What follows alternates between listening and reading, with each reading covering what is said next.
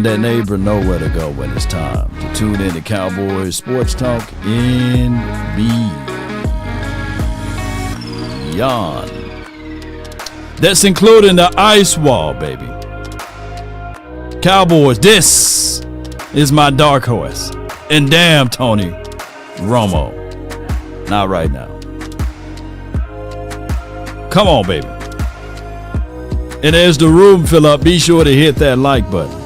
Share this content. Let that friend or that neighbor know where to go when it's time to tune in to Cowboys Sports Talk and Beyond. This including the ice wall, baby.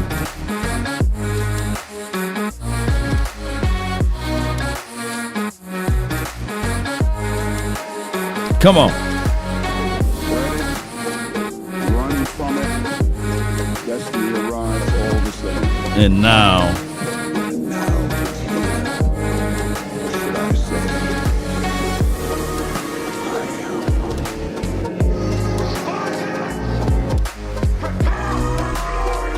5,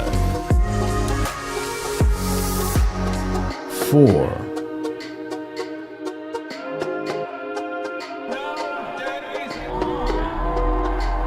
3,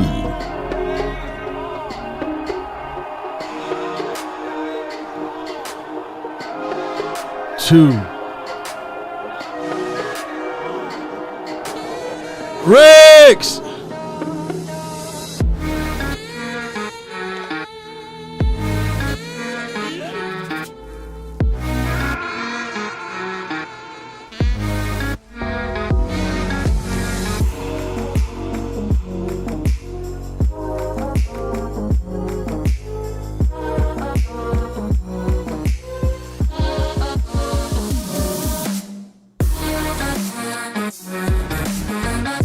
All right, good morning, good afternoon, and good evening. Appreciate everybody, man, for rocking with the nation. The name is Law Nation without hesitations nor deviations to the matter.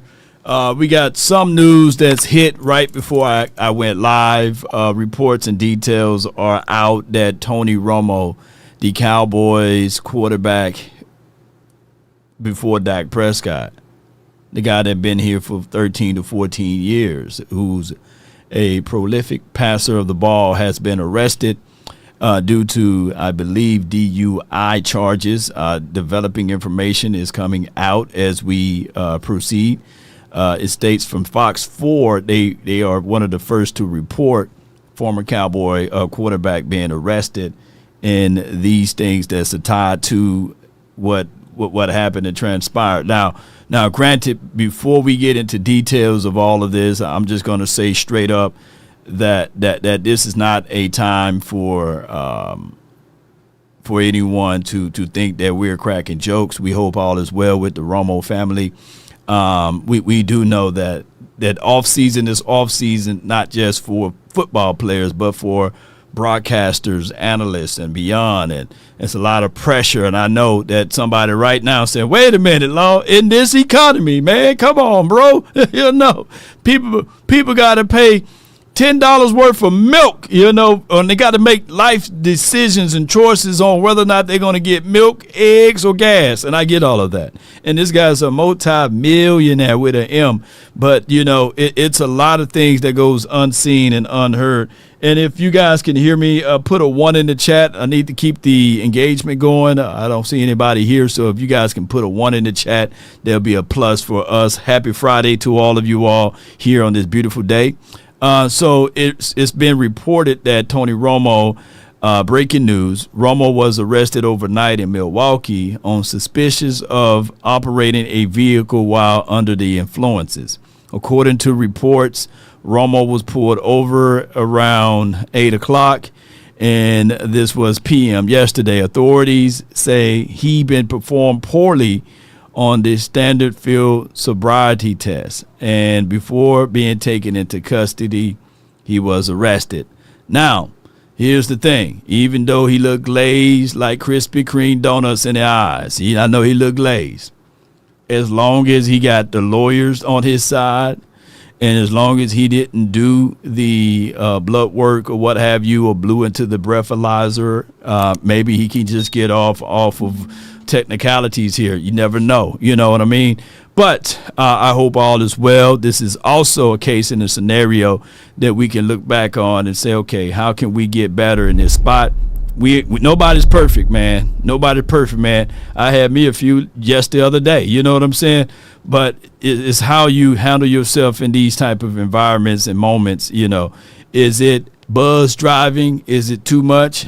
Or is it one of those things where you had maybe 3 or 4 and then you sitting here thinking like, I can make it home. I'm only a block away from the crib. I get all of that, but it's always better to call.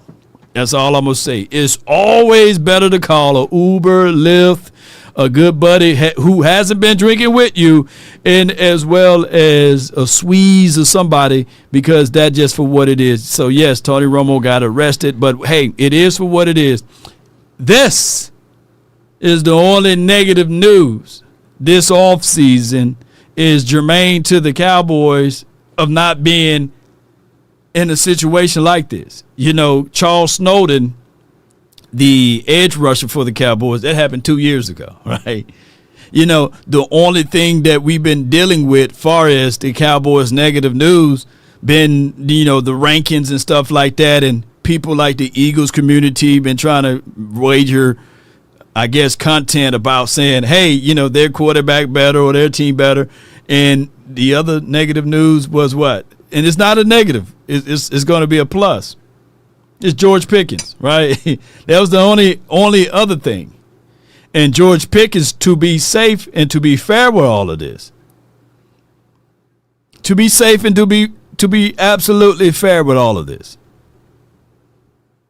he's going from making $3 million a year to $27 to $28 million. So if that's negative, then somebody spoiled me with some negative stuff, man. Like, Law, I'm going to put you on a 1-year deal, and instead of you making $300,000 this year, we'll make you have $4 million. You know, I was sitting there and be like, yeah, hell yeah, let me bet on that. You know, I would love for somebody to spoil me with that, you know, and say, okay, now see if you need to do what you need to do better. Shoot, give me $4 million, $5 million. Shoot, give me 28, man. Shoot, to prove myself. Shoot, boy, y'all seeing what I'm doing now with duct tape, Scotch tape, electric tape. Shoot, can you imagine if I had real materials? Oh, my goodness, man. But it is for what it is. I'm glad that no one was harmed. I hope all is well. And the thing is, normally cops would kind of look out for you, but that MAD group, y'all know who that MAD group is, Mothers Against Drunk Drivers, for those who don't know, they'll come after you, right? They'll come after every law enforcement that allows somebody to skate through. So it is for what it is. I just found out about Tony Romo. This is from Valdez. Appreciate you. Yes, indeed. And I'm not one of those guys that say, hey, I'm Ray J in this thing. I said it first. No. But what I'm saying is basically, even though this offseason been bland, which is good, the negative news being away from players that's absolutely on this team now. Now, do this taint the legacy of Tony Romo far as him being arrested? No. There's people that's right now, sobering up right now, somebody right now, a senator, a lawyer, a congressman, you know, to a degree, probably the president of the United States could be off on some sauce right now. So we just never know, man, how this world is. But I hope all is well with the Romos and all of those things that we just said. Do me a huge favor. Hit that like button. Share this content. Let a friend or a neighbor know where to go when it's time to tune in to Cowboys Sports Talk and beyond. Now, my dark horse for this whole entire offseason on defense is Mears Learfowl. See, now we're going back into full circle. Mears Learfowl is my dark horse. I think that he was robbed last season due to emotions, right? This team was very emotional. This team wanted to set the tone and pace by disciplinarian actions of Mears Learfowl on that late hit that he had, I believe, in that Green Bay game. if he didn't do that late hit, maybe we win that game. Maybe we have a more horrible situation of draft order, right? Who knows? I think everything happened for a reason. But I'm looking at Mears Learfowl, not from last season, but his first season when Mike Zimmer was here. I saw a guy that was hungry. I saw a guy that willing to fit down inside to make the tackles, not afraid of that. I'm seeing also a guy that's not afraid to play on special teams that can be your gunner. That could be, to a smaller degree, a C.J. Goodwin replacement. I like with what Mears Learfowl is going to bring. Now, it's going to be a small growing pains with all of this because now he's going into his third season with 3 different types of an approach of his game and his skill set. And one thing I can tell you, determination is what he can do. And I like what Mears Learfowl brings to the table. It's just that now we just got to wait and see. And when you see what he can do, ladies and gentlemen, you will see a hard study guy that's not afraid to make the tackles and make the necessary adjustments on the field. But let's listen to this topic matter from 105.3 The Fan. Is Mears Learfowl on the flip side? Is he a cut candidate? And that's the topic matter right here. Ladies and gentlemen, do you guys feel, and shout out to you, Brandy, thank you for jumping in earlier with me and Boss Cowboy Show Me. And Murray, appreciate you, Dan, and thank you for being part of this. Is Mears Learfowl a cut candidate from your opinions, Cowboys Nation? Is he a cut candidate for those who watching right now? Do y'all feel as if, though, with this system, it's better to get rid of him 2 years too early versus 2 years too late, or a year too early versus a year too late? I just look at it from this aspect.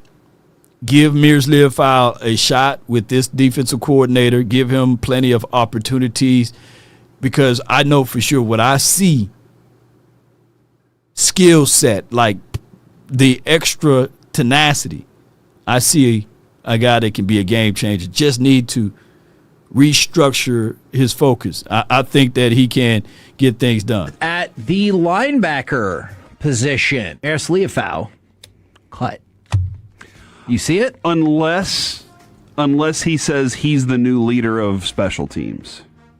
Okay. If he walks over there and he's like, "This is my special teams now. I'm going to make sure I'm the green dot for special teams." Right.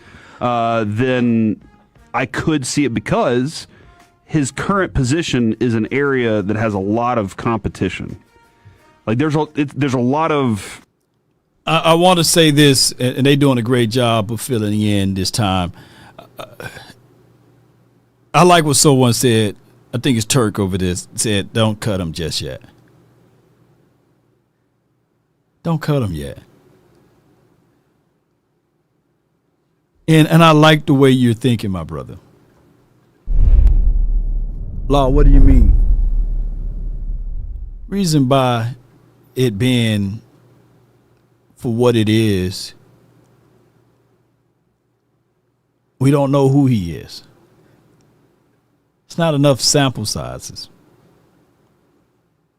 If Mears Learfowl was given an immense amount of opportunities for these last 2.5 years, going into his third season, then I would understand. But he haven't been given an immense amount of opportunities. So we don't know what we got. A small part of my heart, we still don't know what we got out of Overshawn. We seen glimpses and flashes of greatness, but we still don't know what we got. Now, we bought what we got, or we thought what we was going to receive from Deron Bland, and now we're looking for some returns on our investment, right? So that's how we got to look into this. And it's so hard pressed to look at what Matt Eberflus did last season to find anything that was a plus positive. We can contextualize Shamar James of him being the tackle leader last season and say, okay, yeah, he was a plus positive for us. But to be ultra positive with this, is that even Shamar James being the leader tackler for this team, he's not even considered a starter now. Meaning that this team improved just from a sheet of paper. Let me say this again. Meaning that this team improved just from a sheet of paper. He's not even the starter yet, or penciled in as the considered starter. So that means going into the 2026 season, by paper alone, that, of course, we're better. But you got to really put it out there and get the results on the field. But to counter the whole conversational piece with Miroslav, I would love for him going into training camp and exhibiting the same thing he did his first year. Come on with it. I want to say depth, but I can't say that it's amazing depth at that spot where he is. Right. There are a lot of people that can rotate in there. So, again, he doesn't have the job. So I think special teams is going to have to be the place where he goes, this is it. Y'all can't cut me because I can play this, this, and this, but I'm also one of your key special teams guys. Cuts at... So, and that's a good point. He got too much talent to cut. And the boy is really smart, and he's a go-getter. I promise you guys this. This is not no Bradley and I, or this is not the situation whereas we cried over spilled milk on, man, we should have just kept this guy versus that guy and all of this stuff. And if the Cowboys cut Miroslav, I can promise you this. He will go to another team, and you will see some flashes, and you will see him working himself up to be a starter and all of this stuff. This dude is pretty solid. That's why he's my dark horse. I think that the Cowboys are dealing with fire. I think that when you give him an opportunity, don't throw it away because of his aggressions. A lot of times, I used this analogy before. A lot of people will say, hey, I want dogs. I want dogs. What kind of dog you want? Oh, I want a Cane and Corso, or I want a big pit bull, or a Rottweiler, or a Labrador, or German Shepherd. Then you get the dog, and you realize that dog got teeth. That dog bite. That dog, you gonna have to. Sometimes the dog walking you, just pulling you over. Down, George. Yeah. But you said you want the dog. There's responsibilities that come with the dog. This is not an ankle biter, right? This is a real dog right here. Ruff, ruff, ruff, ruff, ruff, So the Cowboys, for a long time, we want those aggressions. We want those Dre Greenlaw type of guys. We want those Ariz, how you say that kid's name, that linebacker. I forgot his Al Shahir or Salzir or something like that. We wanted those type of guys. Well, you got one now. And it comes with, hey, tenacity, late hit, a hit that looked like it's supposed to be a flag, but it's just a common hit, may get suplex in the game. So we getting these type of things. Barham is next. Barham going to be that Bam Bam is what y'all call him. He's going to be that next dog. I want dogs. I want dogs. Well, now you got your dog. And the way you got to train this dog, you got to coach said dog. Ain't that right? Aziz Al Shahir. I think that's how you say it. My bad going for the podcast. My Mississippi mouth got in the way. But yeah. He's a dog. He don't eat no kibbles and bits. He want what you eating over there. Yeah. Throw the tomahawk steak. I want some ribeyes too. I can't do nothing with the New York strip, but throw me another piece though, Law. But as a dog lover, and I love dogs, what have you, Shout out to my dogs when I grew up in Mississippi, you know, off of 3 acres of land. I never liked a dog in a chain and a rope in the damn cage. You know, my dogs roam free. You know, dog was well trained. Probably if in a perfect environment, dog could eat me up. Yeah. But I'm daddy law. When I came into the scene, sit. That dog sit down. Get him. That dog go get him. Chase. Y'all go chase. But you got to establish that. And then when you do put the dog on the leash and it's time to pull back, they already know. They already know. So, yeah, we got that. But you, in order to keep it, you got to have stern coaching. And what the Cowboys did last year, this damn dog then got out of his cage and bit somebody real bad. and instead of correcting it, they said, man, put that dog back in his cage. For all of the season, I'm sitting like, nah, man, let that dog out. Teach him, train him, but work with him. Because there's never should have been a situation that Kenneth Murray was eligible to make all of them mistakes. For what? Those quality reps could have went to Mears Learfowl. And then we'd have had a better evaluation processing situation. You know what I'm saying? Yes, indeed. So y'all give me what I'm going. I hope y'all pick up that analogy that I threw out. Like if you knew you wasn't going to keep Kenneth Murray the next year anyway, you know, why even keep him on the team? Put that youth out there. See, the Cowboys, they say, man, we build and develop through the draft. Well, put your developing, building guys that you drafted out there on the field. Man, come on, man, do that. Help a brother out. You know, we were getting rolled last year. Cam, our guy knows, okay? Caleb Downs is aware. You don't need to be filling his head and pumping him up with that stuff. Caleb's a humble king over there. All right, just let him be worried about competing and just doing his job. Caleb's got a good head on his shoulders. I don't need you fluffing it up with this stuff, Cam. Stop. Uncle I think he's got a pretty... Appreciate you, man, so much for your support, man. Thank you. And hope all is well for the Romos, man. This is not time to even joke at Romo. Hope all is well with him. And I appreciate you guys for tuning in for the very first time over here on Law Nation.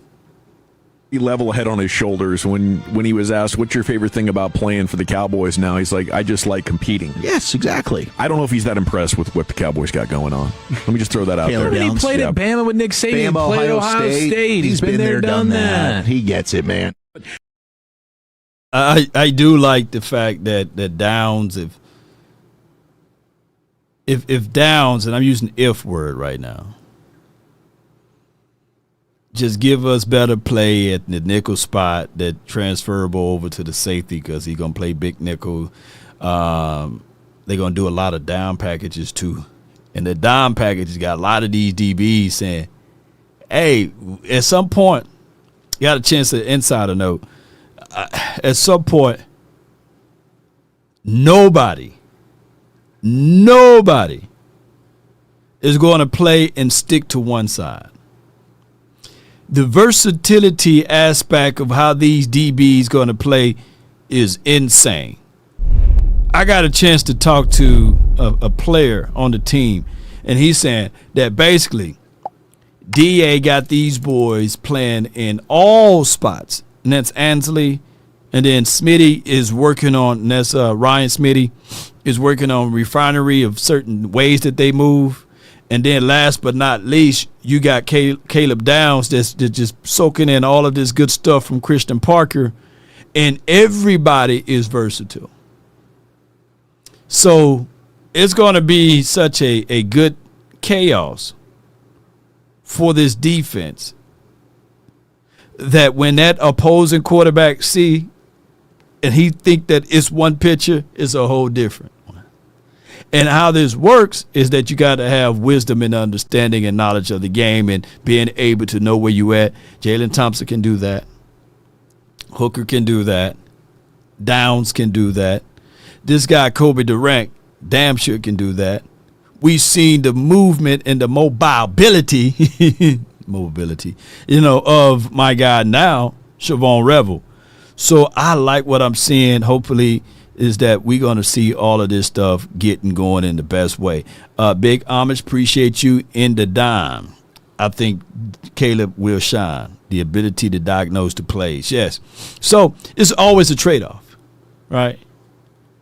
Trade-off will be if you have more defensive backs out there than the customarily, then that means that teams can throw on you.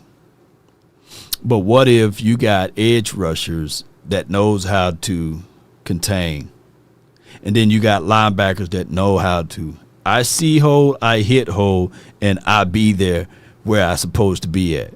Because I know one cardinal rule is that slow feet don't eat, and we got guys that can beat feet. And I'm telling you, Barham can beat feet. Mears Learfowl can beat feet. Overshown, if healthy and remaining healthy, can beat feet to get there. So I like what we're seeing, all what we got going on. Yeah, Gina, appreciate you. Big Amish, yes, it was a DUI. I'm seeing we get more and more people there. Let me do a quick reset. My name is Law Nation. We talk Cowboys football and beyond. We have some unfortunate news with the great Tony Romo. He has been one of those guys that's been pretty good on and off the field or what have you. But he's been arrested, and according to the news, that's information that's out, Tony Romo was arrested overnight in Milwaukee on suspicious of operating the vehicle while under the influences here. Now, before you guys go into making jokes and stuff like that, just keep in mind CTE is a thing, right? Keep in mind mental health is a thing. Keep in mind stress is a whole nother thing. He opened his heart out. He opened his heart out to the world just a few days ago on his biggest regret. And if you ever go by any gravesite, that is the most richest spot in the world is the gravesite. Why you say that, Law? It's because that's where dreams are being left. Regrets are being left.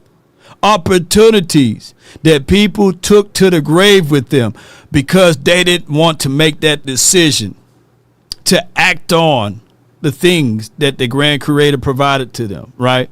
Or for them. Or they didn't solidify things. And I always look at these type of situations, whereas let's not cast aspersions on Tony Romo, but let's also talk about these things that people could be going through. Challenges in life, man. Have you ever noticed, man, that 2006 could have destroyed that kid, right? He's an undrafted guy in the biggest and the brightest of the stages. Made it all the way to the postseason to get down to the 2 to maybe 1 yard line, which was bullsugar because it should have been a first down, by the way, because Jason Witten did get the first down, but that's a whole nother conversation, right? But for them to go for that kick, and it was a slick ball, but you got to understand Tony Romo earned his starting position that year, so he was the holder. And the ball just slips. And I think at the time, the kicker was a damn good kicker, you know. Jeez.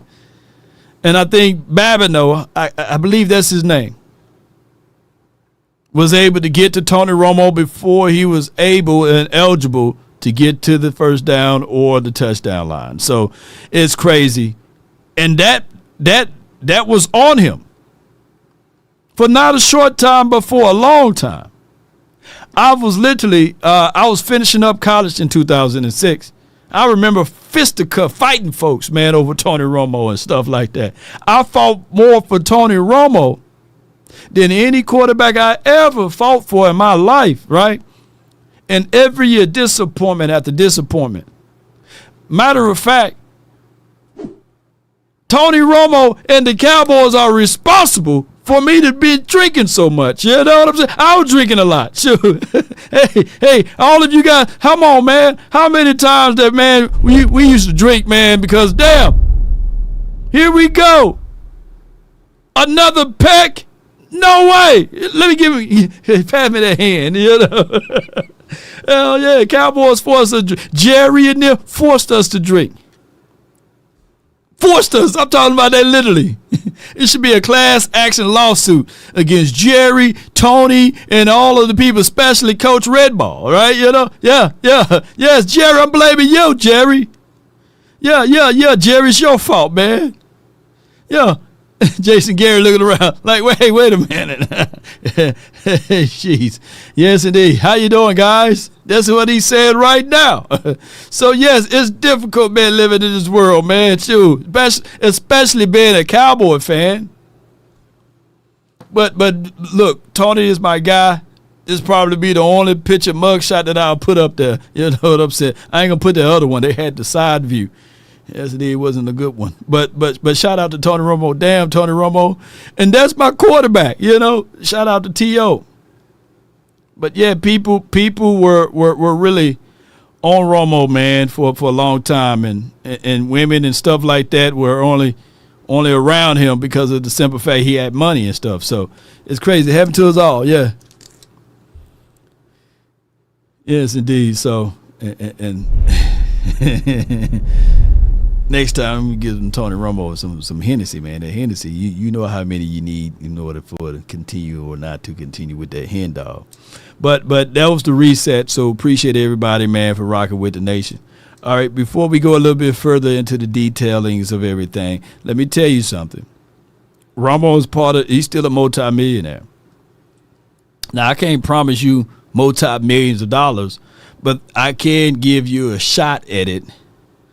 And it's in Durant, Oklahoma, only 90 miles away from the heart of Texas, which is Dallas.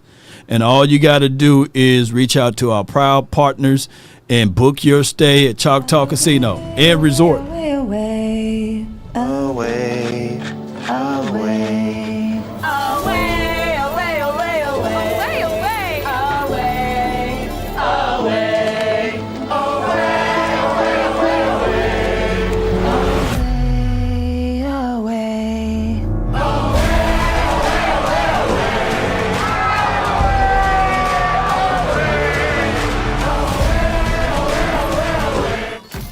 There's one chance left for you to win $1 million during the 3 months 3 Millionaires giveaway at Choctaw Casino and Resort Durant. 2 Rewards Club members have already walked away millionaires. And you could be the one to take home the final $1 million prize. The last chance to flip your future is August 22nd. Choctaw Casino and Resort Durant, where millionaires are made. No doubt. So put your name in the hat. Be sure to book your stay at Choctaw Casino and Resort and have a great time. Because at that resort, man, they got this bottomless, mimosa. Ooh, shoot. Hey, give me the chicken and waffles while I'm waiting on that bottomless, And you don't have to worry about no DUIs. You can just be on the resort all day. Yes, indeed. Swim up bar and everything. Give me that pina colada. And when I get on the tables, man, I'm betting on black, baby. Yes, indeed, baby. Let's go. Shoot, at Choctaw Casino and Resort. Book your stay and then let everybody know that that's the Choctaw way, too, by the way. You know what I'm saying? Choctaw law. Come on with it. Shout out to everybody, man. Hearts of hearts. I'm crazy, y'all. Somebody said no more Cabo. Let me tell you something. Let me tell y'all something. Them all-inclusive resorts, oh, my goodness, not to take away from Choctaw and everything. Them all-inclusives, man, come on, baby. Ooh, if you're in Cabo, come on down that way. You don't have to worry about no DUs and an I, and you got authorities that will look after you. They don't have the same rules. And I'm not an A-list celebrity nor a B-list. I'm like more like D-list, maybe C. Maybe I'm getting up to the C-list. They look after you like, hey, Law, man, hold on, man. We're going to put you back in this room right here, and you can sleep this off. But, hey, there's nothing but chips There's queso over there. We got watermelon. We got refreshers, mango. We got all of this stuff for you, man. Sober up pineapples. You know, we got it all for you. Bananas, kiwi, sour sap, man. We got all of it over here, man. Come on down, man. Tequila Sunrise, Alita La Raza, and Mucho Elegante type of drinks over here, man. Come on, man. Hey, Cabo, all inclusive is fire. Ain't that right, Gina?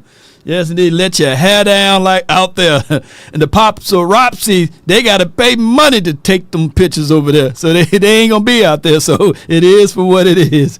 Yes, indeed. We got PlayStations over there. Shout out to you, Thrasher, man. So yes, indeed. Back to the Cowboys conversation at hand. Let me ask you guys this.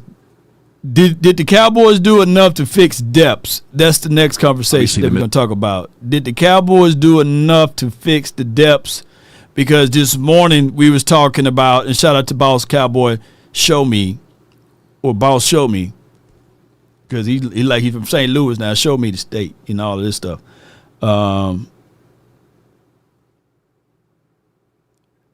We talked about this, and I guess I can expound upon it.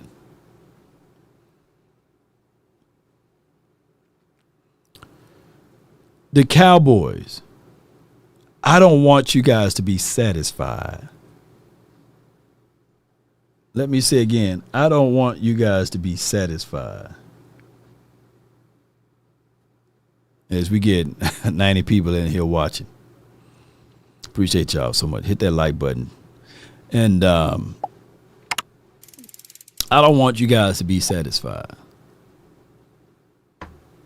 Let me turn it to Dr. Umar. I don't want you guys to be satisfied. I don't want you guys to be satisfied. And just write text, tech, pop, you know. And I got photographic memory, Texas Tech. So I saw what you said on the comment. You said I became commercial law, commercializations of law. No, I'm not commercial law. Because if I was commercial law, boy, we've been having like five different commercials right now, segments, and they said, hey, don't talk about Tony and them like that. You know. Yes, indeed. But neither here nor there. Don't get satisfied. Law, what do you mean? In 2021, the Cowboys finished the season 12-5. They had Amari Cooper. They had Michael Gallup. They had, to a degree, Ezekiel Elliott running for 1,000 yards. Trayvon Diggs having plus 10 receptions. I think he had 11 that season. Michael Parsons north of 10 sacks. Dak Prescott threw for over 4,000 yards or something like that. And the Cowboys thought that, hey, since we lost in the playoffs, let's break this team up because we're satisfied with the we were not satisfied, but we downgraded our satisfaction because we felt as if, though, we don't need more and more weapons.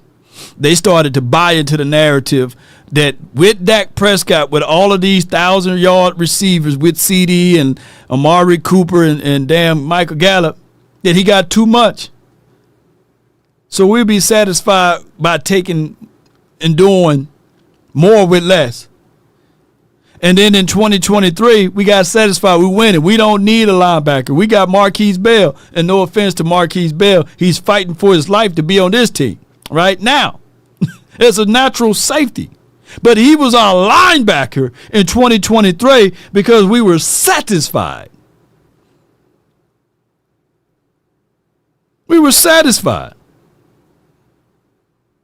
We were satisfied from the fact that, my bad, Texas Tech, if it wasn't you.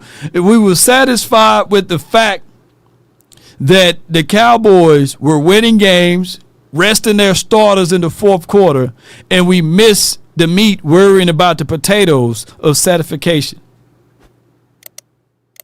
I mean, it's a top 10 defense. We can stop and shut down team. Are you really? Because it's hard to say those things when you jump up by 2 scores and teams trying to throw themselves back into it. But what happens when a team punch first? What happened when they hit you in that weak-ass chant? Right? Cowboys had a weak chant in 2023. hit us in the chin one time, like, ha, ha, ha, you know. Them knees get wobbly. That's what happened. The Packers went in there, the youngest playoff team, lowest seed, versus one of the higher seeds, and said to every Cowboy, player, coach, owner, front runner team. They even had our cheerleaders in shambles. True story. I'm going to have to pull that clip up with the cheerleaders in shambles. They said, man, the Cowboys got a weak chin, man. You hit them in that chin, they get the Bambi legs, right? You hit them in the chin, they fold up like a wallet or a lawn chair. And they hit us in the chin 6 consecutive times.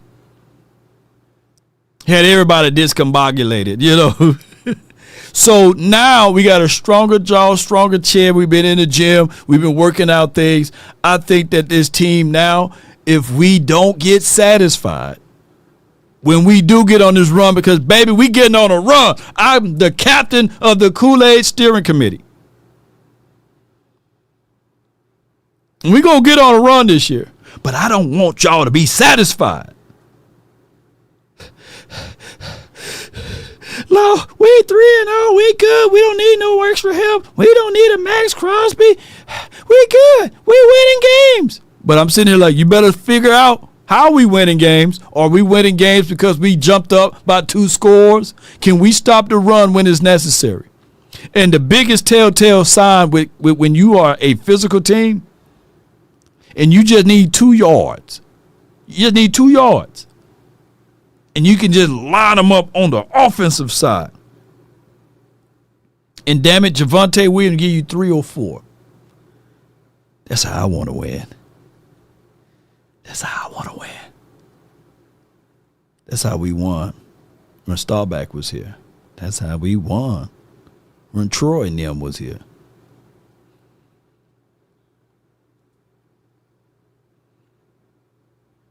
That's how we won.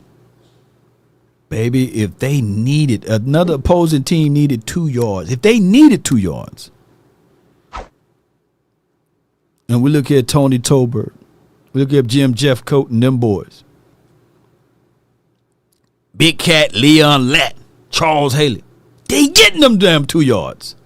They ain't getting 2 yards. We were built like that.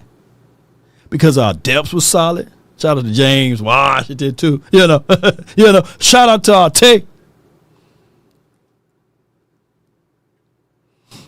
But now we're not built like that.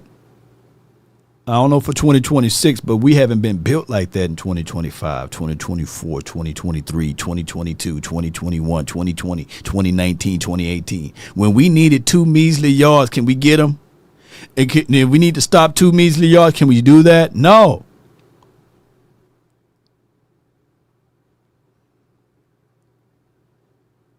That's what I'm looking for. And then it's transferable. Not to make jokes about this, but if we reverse to the year 19 of 93, and if this was Troy, shoot, they would have been like, hey, man, hey, Troy, here's another drink. You know what I'm saying? Hey, we take it to the crib.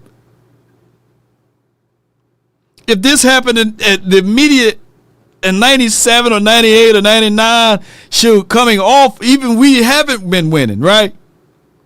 They would have been saying, you know what? Troy and them, you know what? Michael Irvin, you can stab somebody in the neck with a pair of scissors. Hey, Nate, you can have 250 pounds of that stuff in your trunk.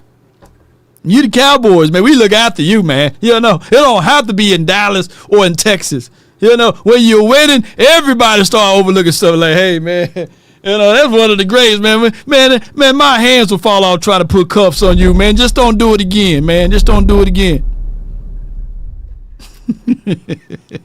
Yes, indeed. We don't have that borrowed credibility no more, man. Jeez.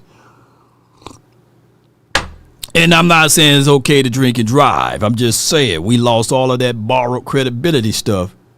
But do we have enough depths? Do you guys think that we did enough this year? Yeah, Texas Tech. Woo! Woo! Boop, boop, boop. Boop, boop. Troy, that's you. Mike, that's you in the front seat too. Let me crack your cranium. Y'all got 5 more minutes, man. I'm gonna circle the block. When I get back here, I want that white stuff gone. And Troy, I want you to pull that out now. And where the hell is Emmett? He's in the back seat. Oh, okay. He laid out? Yeah, he couldn't handle his. Well, we going to bust a block. We'll be right back. Stop crying! All right, man, let me leave this alone. Let me leave it alone. Yes, indeed. Yes, indeed. Where Charles at? He finna hit you. Oh, Charles and fool around and hit the damn officer. Officer, yeah, you're right, Charles. I deserve that now. I'm gonna circle the block, and we'll be right back, but I want all of you guys to go. This is on Guyton and Smith are taking a pretty substantial toll on this team. What you had to do as far as giving up resources to, get better defensive linemen. The fact that your offensive line is around average or maybe slightly below. I think Tyler Guyton has a lot to say about that. But it's really the depth last year where I thought you could feel it really hurting them on the defensive side. Like they had no safeties, no corners, no linebackers that were ready to step up and even play sufficiently.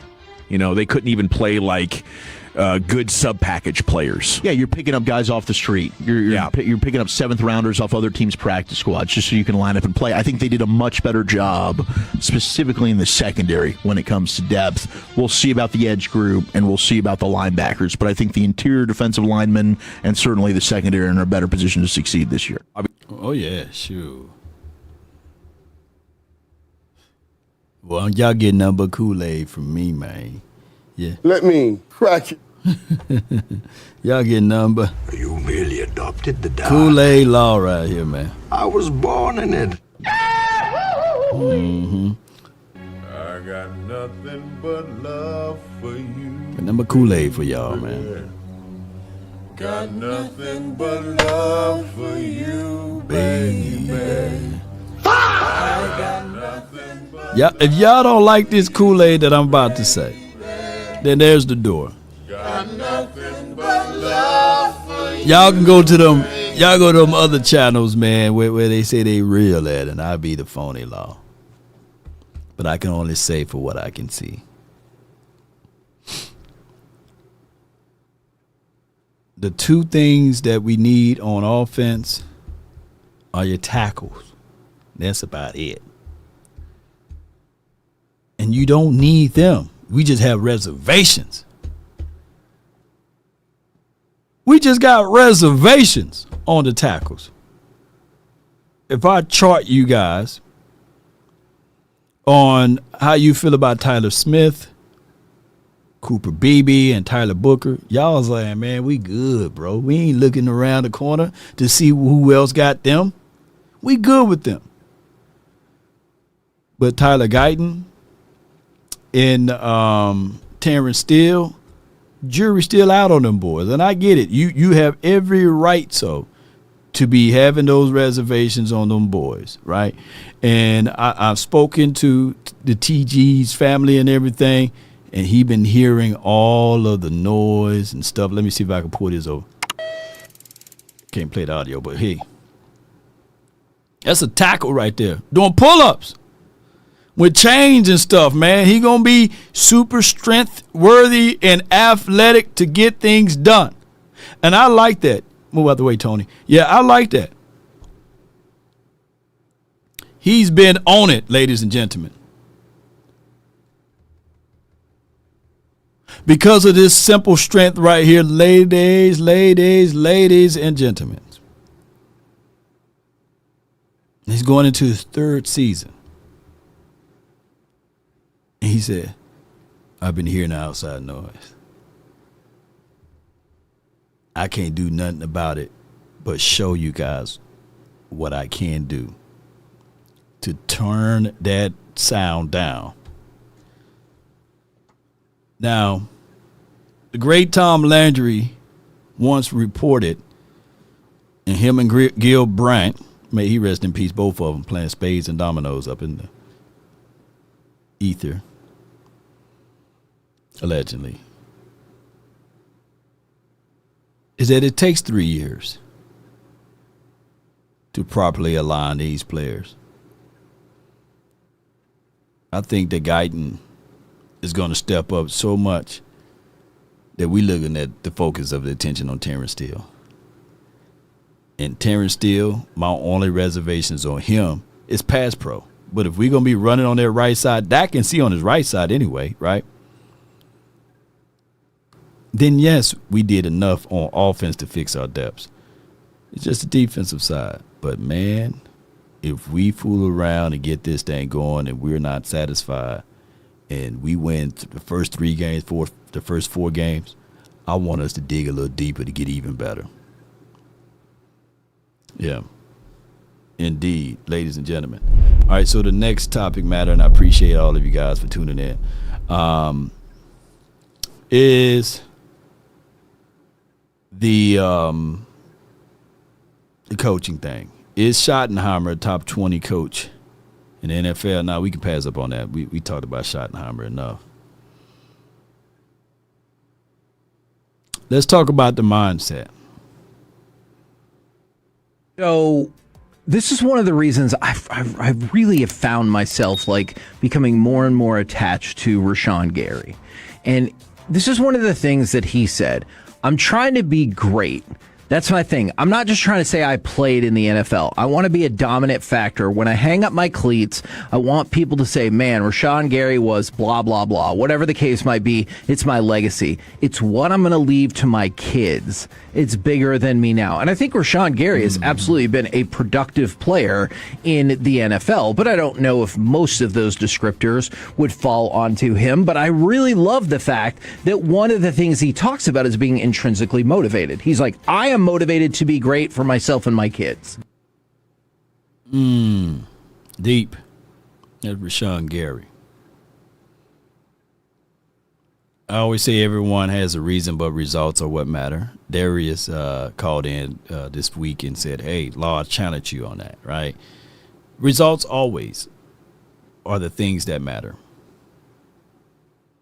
Saying one thing is one thing, but measure a man not by his words, but by his actions, right? And I try and I test a lot of people, man, by their actions. You know, the initiative is what the best thing for me.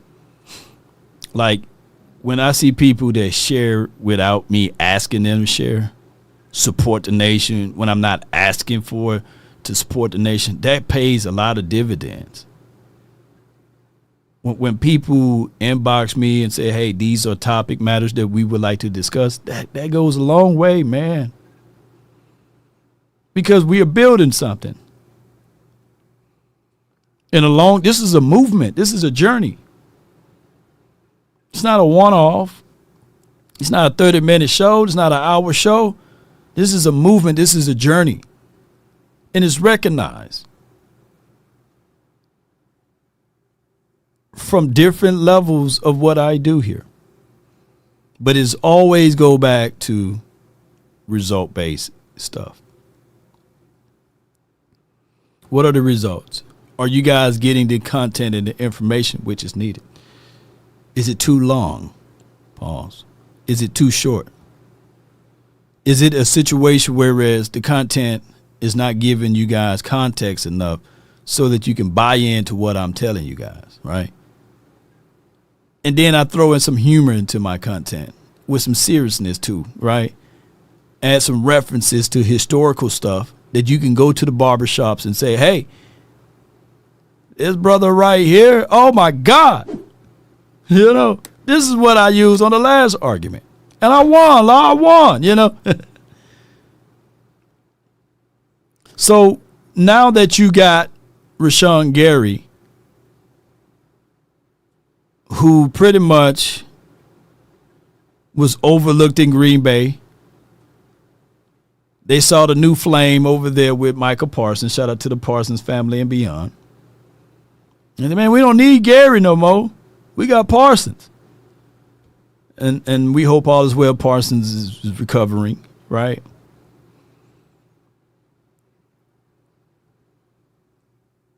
But to make a longer story short with all of this, is that now we got a focused, in tune guy that's been cast out from Green Bay, that's here with the silver and blue and the star on the side of his helmet, and he wants to be great, and he wants to continue to build his legacy. I like that. Give me that any day, twice on Sunday. Rashawn Gary, all what he's been doing here has been in extensions of help, working out with Malachi Law, being in the room with Donovan Ezaraku, with B.T. Jordan, and saying, I'm not finna gatekeep. Not to say that Parsons did that, but I'm not finna gatekeep. I'm finna work out.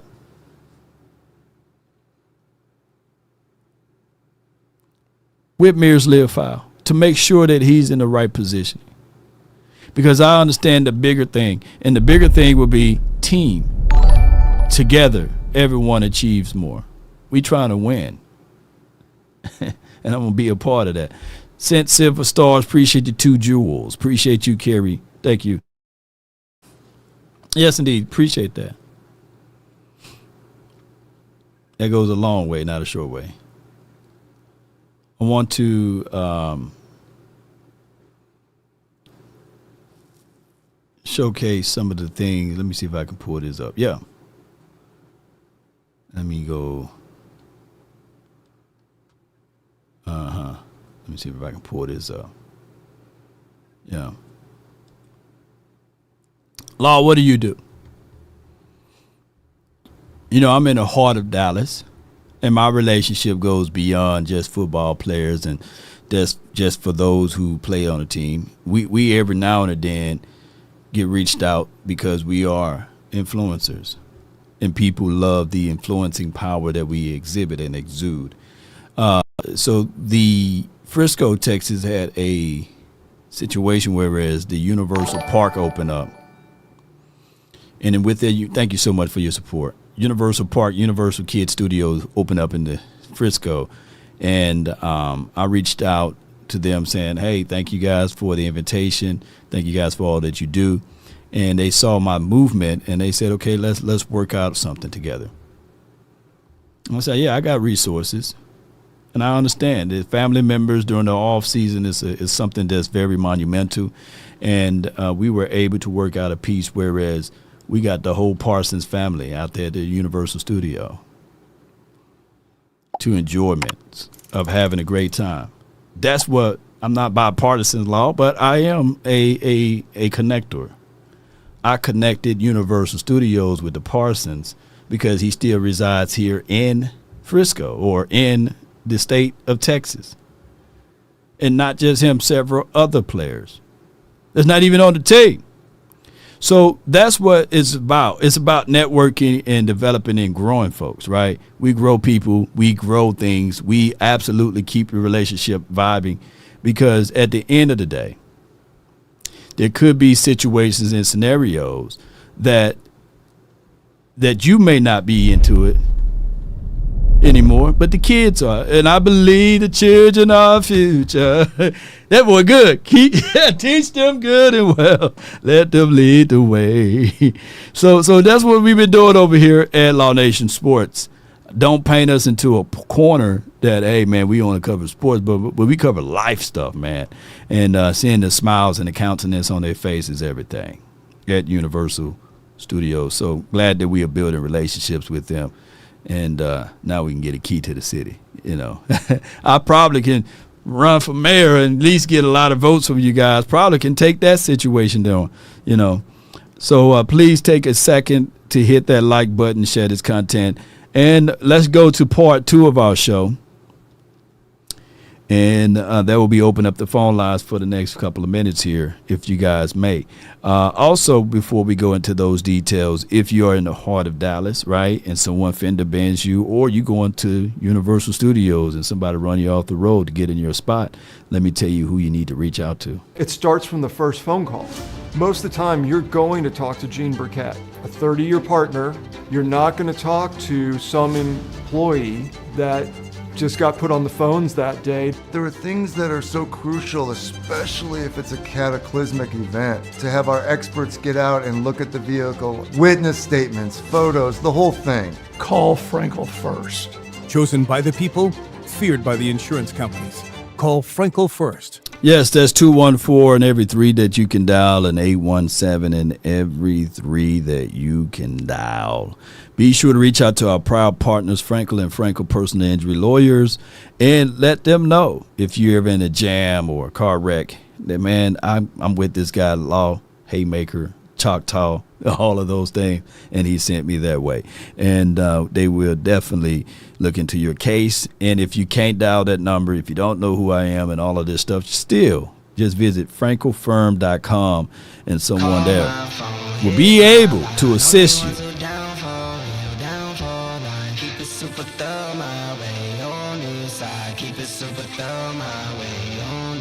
Now, my hotline for your mind, 657-390-7391. There's people that know that number by heart. That's crazy. I got from the 214. That brother is consistent, man. Yes, indeed. Write this down, Darius. If you're consistent, you will get it. If you're persistent, you will keep it. Come on with it, man. Come on with it, man. Hello. Amen. Yes, indeed. Amen, preacher. Amen. Yeah. I was calling back because I heard DP, and I heard the conversation that you had with DP. Right. Now, me and DP, we can have a healthy decorum. Mm-hmm. And I kind of like DP as a person, just from what I'm hearing from him. He wouldn't. We don't got to get in no shouting match or nothing like that. Right. I heard his point, and so his point overall about my point was he wouldn't take Dan Quinn defense over nobody's defense, and he was saying that I build Dan Quinn's defense up to be something that is not, and you kind of second what he was saying to a degree, and you brought up like a few stats to match what what your point was. Right. Now my overall point. I'm going to start with this. Before you go, can I just leave one word right here? Who I'll take Dan Quinn defense over? I would take Dan Quinn defense over Mike Nolan's defense. Hello. I would take Daniel Quinn's defense over, dare I say, what's that guy's name? Matthew Eberflus defense. God damn it! Oh, God damn it! Okay. Talk, God damn it! I would take Daniel Quinn's defense over the damn what's the guy that everybody was fighting for him probably to get here, and I kind of shut that down real quickly. He eventually went over to the Green Bay Packers. Can't wait to see what they look like. By the way, he was the head coach for the Cardinals. What's his name? It's tip of my tongue. I'll take Dan Quinn. Who? Say again. Is it Jim Leonard or somebody else? No. I like Jim Leonard's upside. It was the damn guy, man. Yes, no, it wasn't him. No, Shane Steichen's pretty good. It was the guy that used to coach for the Eagles, but he went over to Arizona. I forgot his damn name. The tip of my tongue. But I'll take Dan Quinn over his defense. Gannon. Yeah. Jonathan Gannon. I would take Daniel Quinn over Jonathan Gannon. So yeah, there are a few guys that I'll take some defenses over on that particular aspect. But go ahead. Go ahead. I see you, my boy. Yeah. I see you, my boy. Yeah. Now you talking my talk. So you actually beat me to my point. So before I say that point, I'm going to say the original point I was going to say before that one. Mm-hmm. Now, Mike McCarthy, his record with Dan Quinn for the 3 years that Dan Quinn was here, it was 12-5, 12-5, 12-5, as we all know. Yeah. His record without Dan Quinn, when he had his Mike Nolan guy, he won 6 games, maybe. It was 6 or 7, one of those. And then when he had who was the other guy? Mike Zimmer. Zimmer, yeah. When he had Mike Zimmer, he repeated the same thing again. So my whole thing was always, to me, the secret sauce was Dan Quinn and it wasn't Mike McCarthy when it came to this roster.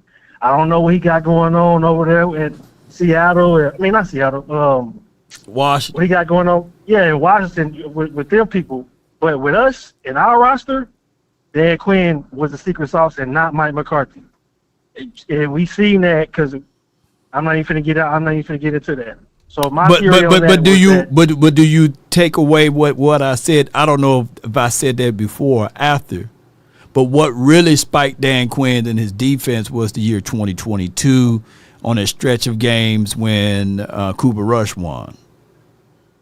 That was the height of his defense, in my opinion, in 2022 when we beat Cincinnati, when we beat LA. I remember that verbatim.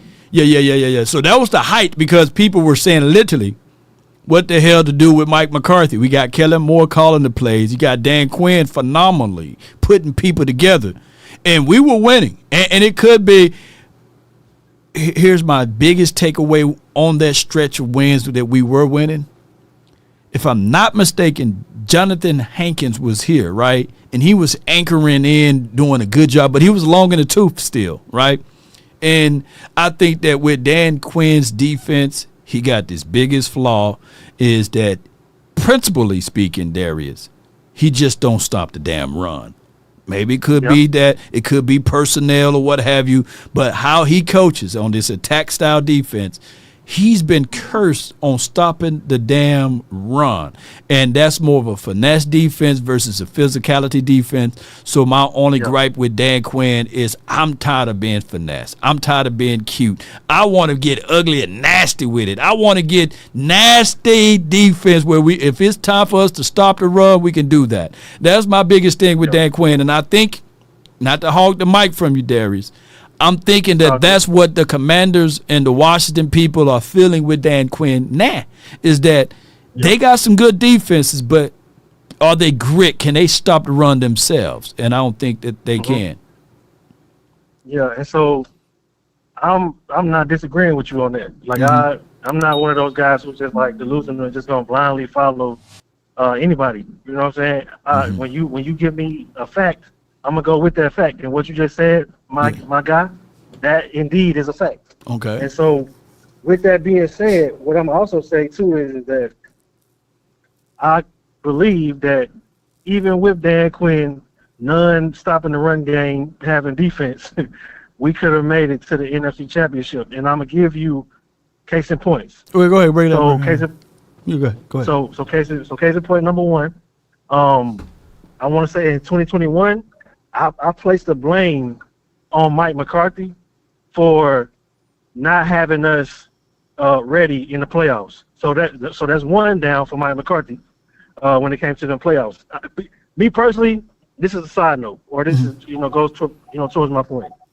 I believe sometime between 2021 all the way to 2023, there should have been a conference championship appearance in there. And the reason why it wasn't was because, for me, mainly because of Mike McCarthy. But back to the playoffs. So now, that first 2021 was because of Mike McCarthy. 2022, Dan Quinn's defense, it showed up versus the 49ers. Now, of course, it didn't. It showed up. Yeah, my thing is I'll put it this way, because my stance is this right here. I can't put all of the blame on the defense, right? Because when I'm talking these type of conversations, some people do get selective hearing, right? My thing is in 2021 and 2022, our run game was inefficient. I think that even though, hear me out, I think in 2021 we had that INT, Anthony Get Down Brown. He did pick them off on that defense. That's the defensive play. But penalties kind of wiped it away because we had 14 penalties. And even on that pick It would have been a pick six if Randy Gregory get his hot ass out the way. You get what I'm saying? So that's a whole nother conversation too. But I think that we lost, if I'm not mistaken, in 2021 and in 2022 by one possession. Yeah. By one possession. Well, one score loss, right? So that kind of like So that kind of hurt the whole arguments with both sides, because if the offense step it up just a little bit, we win that game. There we go. And if the defense step up a little bit, we win that game. So it's just to those points. Go ahead. So that's my next. This is the next thing I was going to say, because talk to me. My whole conversation was everybody receives blame, but I'm trying to F it. Now, go put ahead. That first loss on Mike McCarthy. I put that first loss on Mike McCarthy. Yeah. The second one, the defense showed up. Dak Prescott threw 2 interceptions in 2022 in that playoff game that the 49ers scored on both of them. Had he not have done that, we could have put ourselves in a better position to win that game.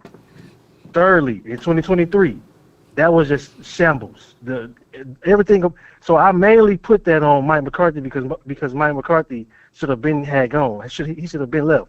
My whole point is overall is Dan Quinn defense in 2022 was good enough to get us to at least a conference championship. But because everybody takes blame, I'm putting that at the feet of Dak Prescott. So this is not a Dak Prescott conversation overall. I'm just saying overall, Law, you love your brother. You love your brother, Twin. You and Twin, y'all play dominoes. Y'all goddamn play spades or whatever. Twin get to tweaking, he lose y'all the game. You love Twin, but you gonna get on his ass because he lost y'all the game. But you still love him. The same thing goes with Dak. You can love somebody, but still get on their ass because they didn't perform the way that you wanted them to. Overall, that was my whole point. So when I said what I said when I called in the other day, when I was talking about everybody receives blame, right, and Dak is not absolved, that's mainly what I was talking about. And the other side of that was the whole thing about Dan Quinn defense. Well, responding to UNDP about y'all not taking Dan Quinn defense over nobody. That's what DP said. You said what you said. So I understand nuance and details. So I'm responding to him saying, listen, that defense in 2022, it was good enough to get you to a conference championship, but that we threw 2 picks. We didn't make it.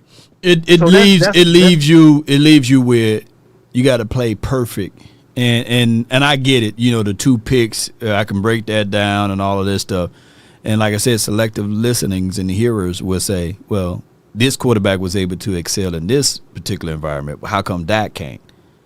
We was averaging, bro. And you can look it up. You don't take my word for it, right? 2.1 in their first game and 2.4 in the second. Like, at some point, the Cowboys in the historical references never won deep without a run game plus defense. Yeah.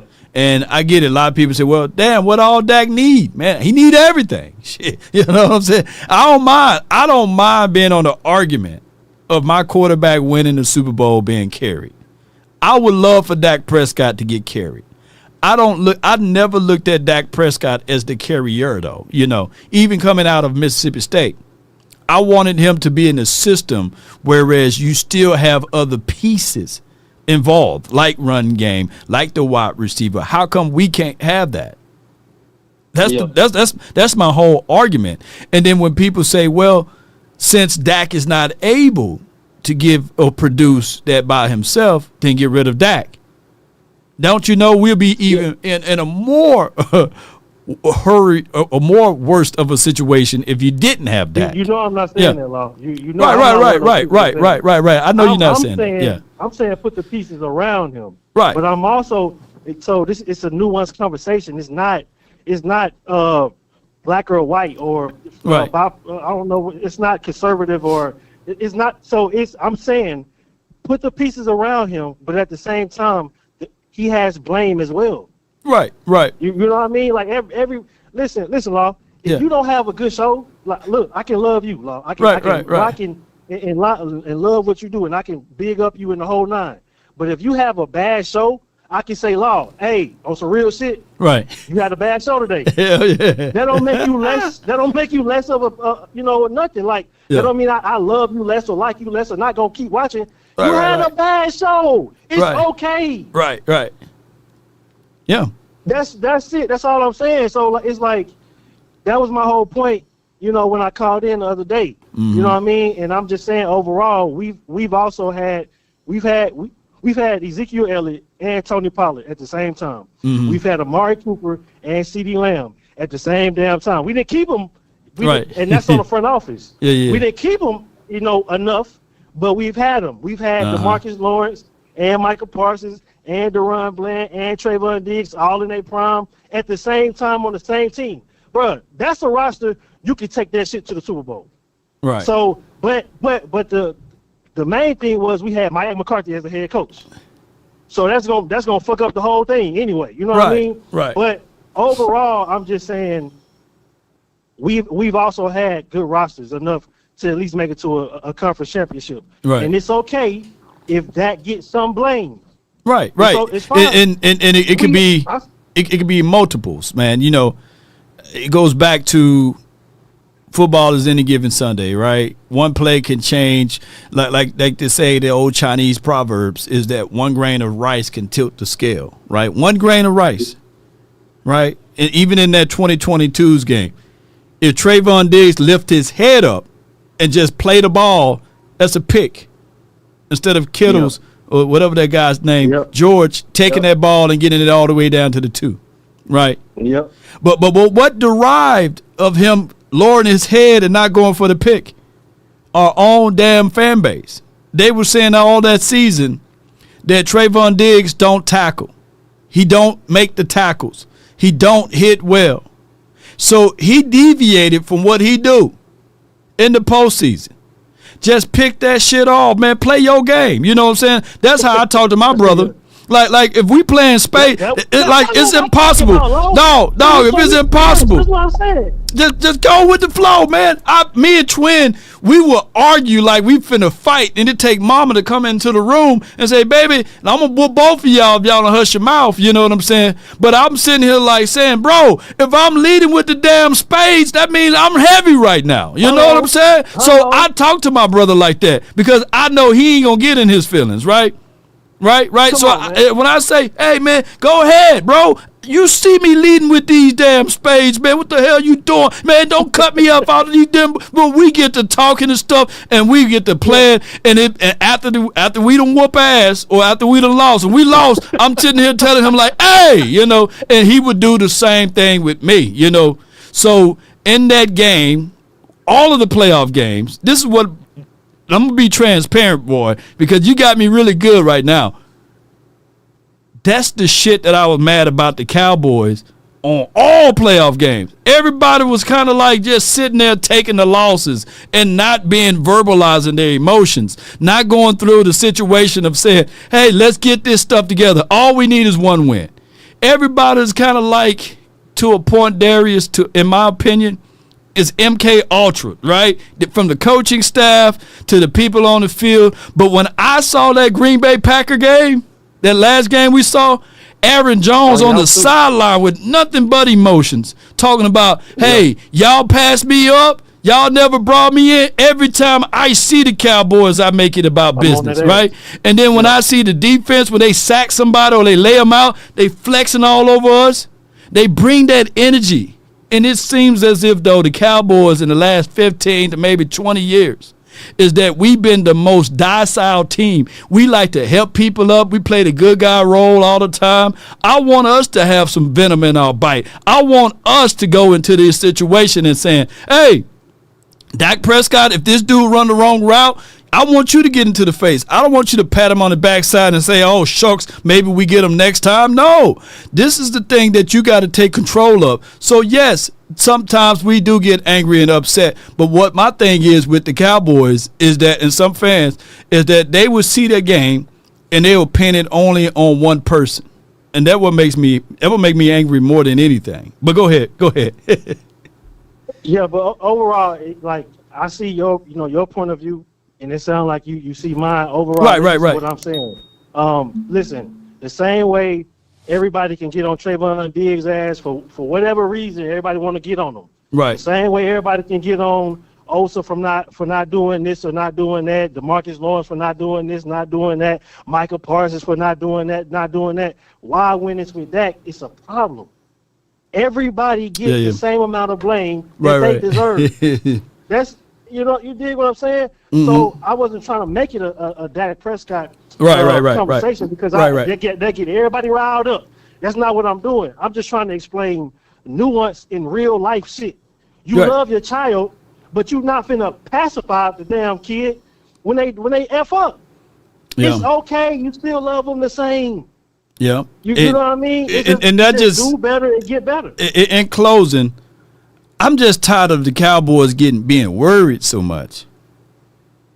I wanted Mike McCarthy to fight in that press conference after that L and do like what a Sean Payton do, and say, yeah, we lost by one possession, but damn, the officials not got to get that stuff together. Because there was an ineligible player down the field where George caught that ball. You see what I'm saying? Yeah. He was an ineligible. That play didn't even supposed to exist. And that one play cost us the game. We lost by 1 point. There was a third and long play. That would have been 3 and out. Your offense get the ball right back. You'd been able to probably score off of that. Yeah. So I need an assertive coach. I need a coach that's not afraid to spit out and talk about the NFL on some of these calls, right? And I need the owner to say, "Hey, I'm a billionaire with a bay. I will pay that fine. I'll slide them some money." I need for us to talk that stuff, talking back to these things when there's questionable callings. That's what I need. Can I say this one last thing? Go ahead. What I will say is that I believe that Dak right now is the best version of himself since he first got in the league. When he first got in the league, he was going crazy. So right now, I believe he's at his peak level of performance. And the Cowboys finally, we got peanut butter and jelly and bread. We got cereal and milk. You dig what I'm saying? Right. So we got an offensive coordinator and a defensive coordinator, and we meshing all this shit together, bro. This is a recipe for success. We got 2 receivers. We got 2 running backs. Everything is going the way that it should be, and I completely expect for us to have a successful season. I expect for us to at least make it to an NFC championship. Yeah. And that's my final word. Appreciate you, Darius, man. Thank you for calling in, fam. And if DP call in, just stay on the line, and I'll add you in. I got Hood Quavius Cusherton from the 484. You're next on the live show. Brought to you by Choctaw, man. What's good with you, man? What's going on with you, bro? How are you? Man, great indeed, bro. I'm hearing about the things that you're doing, man. You're doing a hell of a job as usual. Man, appreciate you, man. This is why I look at you the way I look at you, bro. Hey, man, thank you, man. Yeah. As much as I love Cowboy Nation, I don't want to talk about yesterday. Come on with it. Let's talk about the future then. Let's talk about what Down's going to do for us, man. What CP got for us then. Come on with it. I'm going to be honest. What's today, the 24th? I can't even talk about tomorrow because I don't know what's going to happen tomorrow.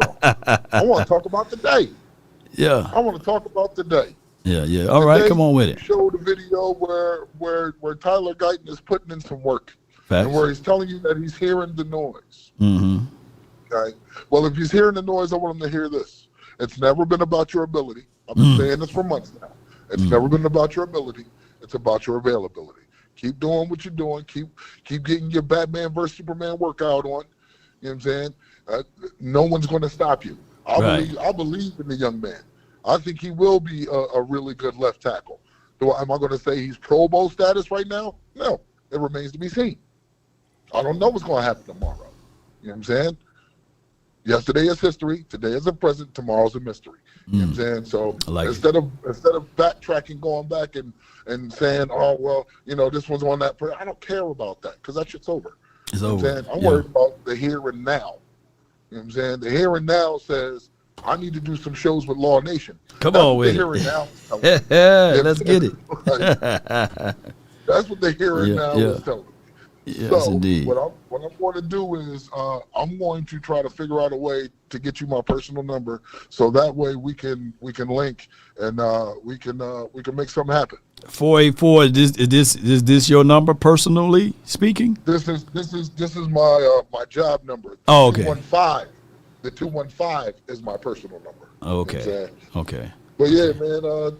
As far as the Cowboys are concerned, bro, we got training camp next week. We finally get to get some answers to some of our questions. We finally get to start trimming some of this fat. Right. You know what I'm saying? Everything leading up to now has been speculation, what we think may happen, what we hope may happen, what we want to happen. Right. But we won't see it until it happens. You know what I'm saying? So I'm just looking forward to having our our questions answered, shall I say. You know what I'm saying? But with that being said, man, it's your boy Hood Quavius Cushington.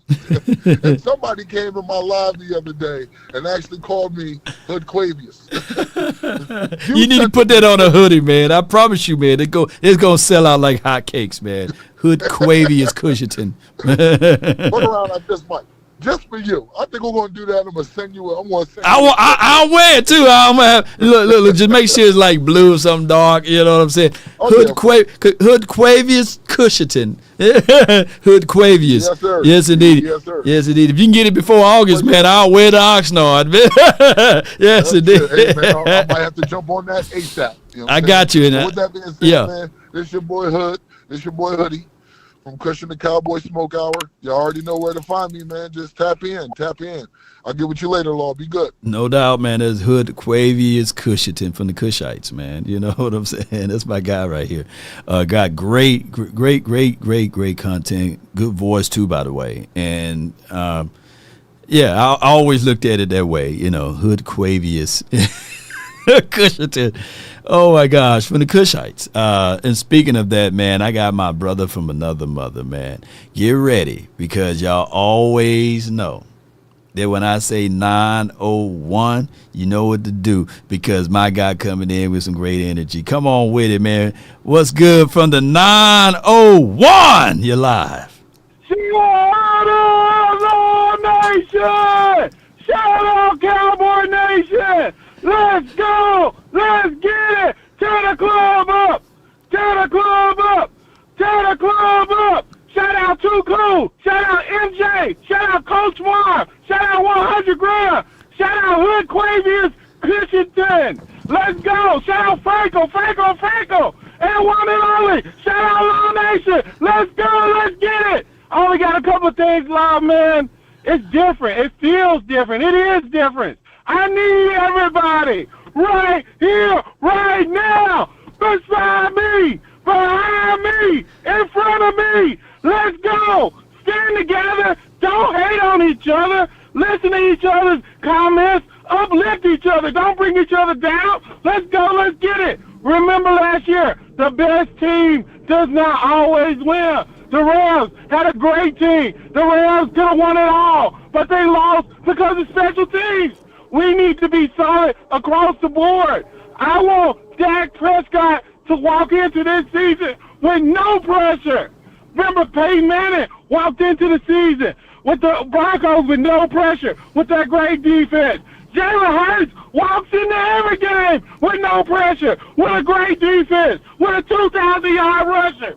Give that to Dak Prescott. He deserves it. He earned it. Let's go. Let's get it. Cowboy Nation. Tear the club up! Tear the club up! I'm out! Yes, indeed. That's my guy, man. Hey, man. That's the 901. Nobody can do it better than him, man. Sheesh. They can come closer than close. Yes, indeed.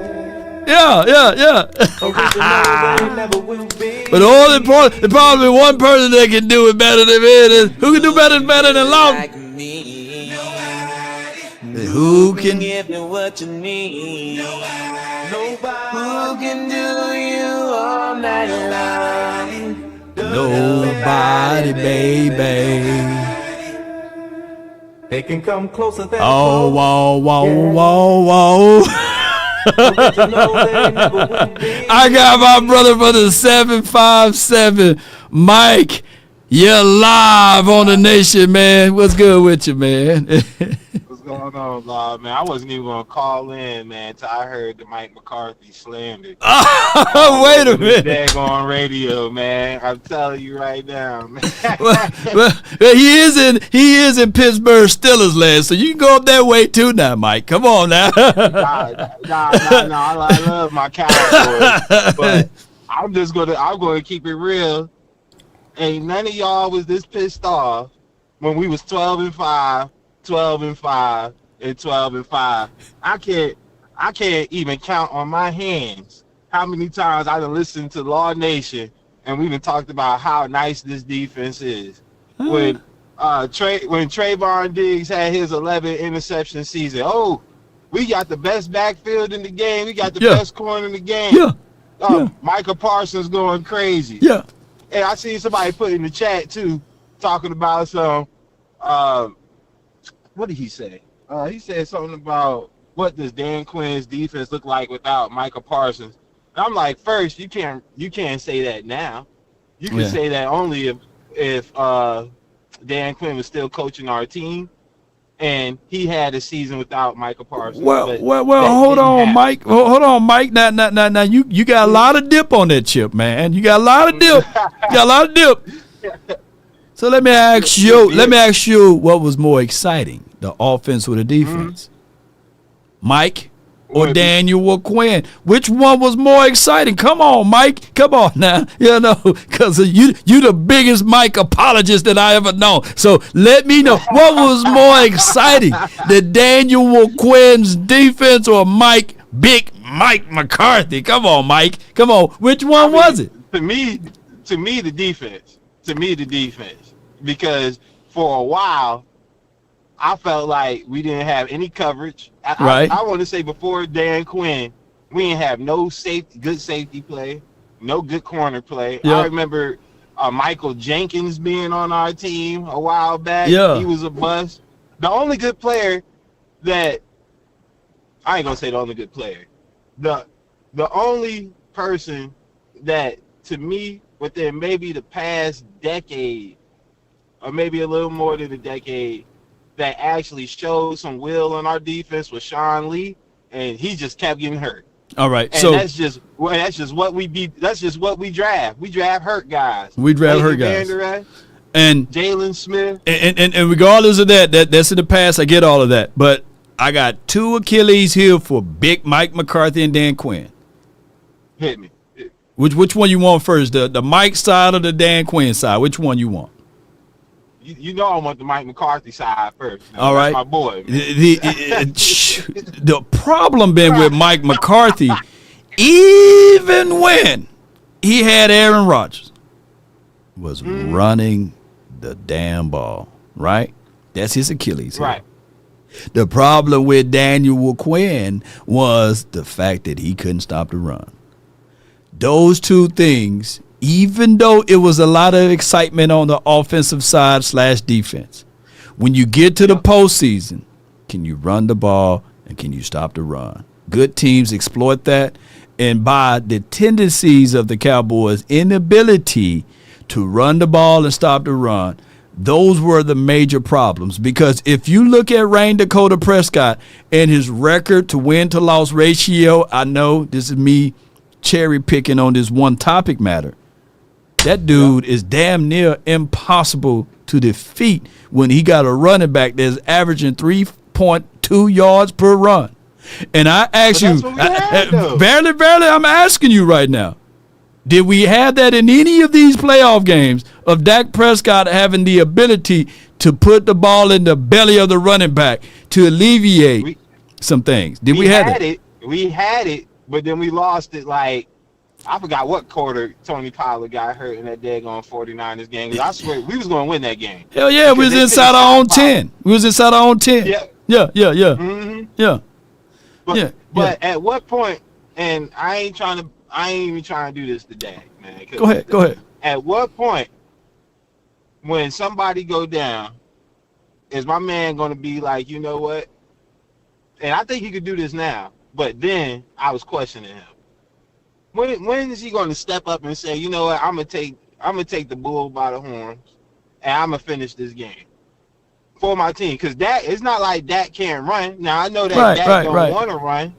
Like, you know what I'm saying? Because of what happened to his leg. But Mike, let me ask you this, man, and I know where you're going with that. At what point, like you asking me, at what point will Dak Prescott will be able to alleviate all of those things, put the team on his back, and just win it? You just win the damn game without run game and without a defense that can stop the run. I come here to tell you, how old are you, Mike? Again, how old are you? 36. You're 36. Dang.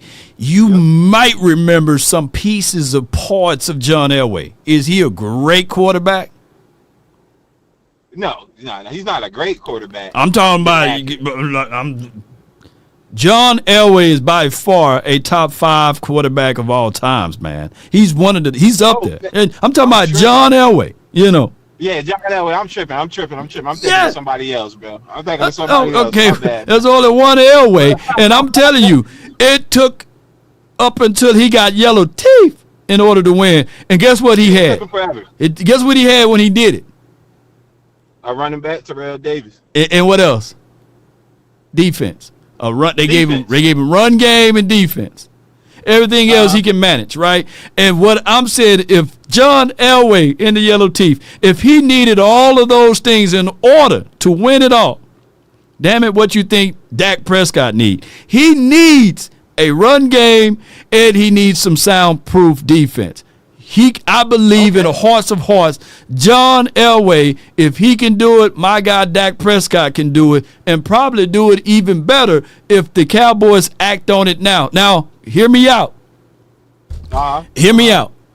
If this team can make a strong run, and if Javonte Williams just run the same thing he did last year, and if we can stop the run on the opposite side, my guy Dak Prescott gonna make a strong run and get to the postseason and make some unbelievable stuff in the postseason. But he got to have those two ingredients: a good run game and a good defense that can stop the run. I totally agree. Totally agree on that. My thing is this though. Like I'm sick of just putting everything on coaches, man, because at the same time, your players gotta play.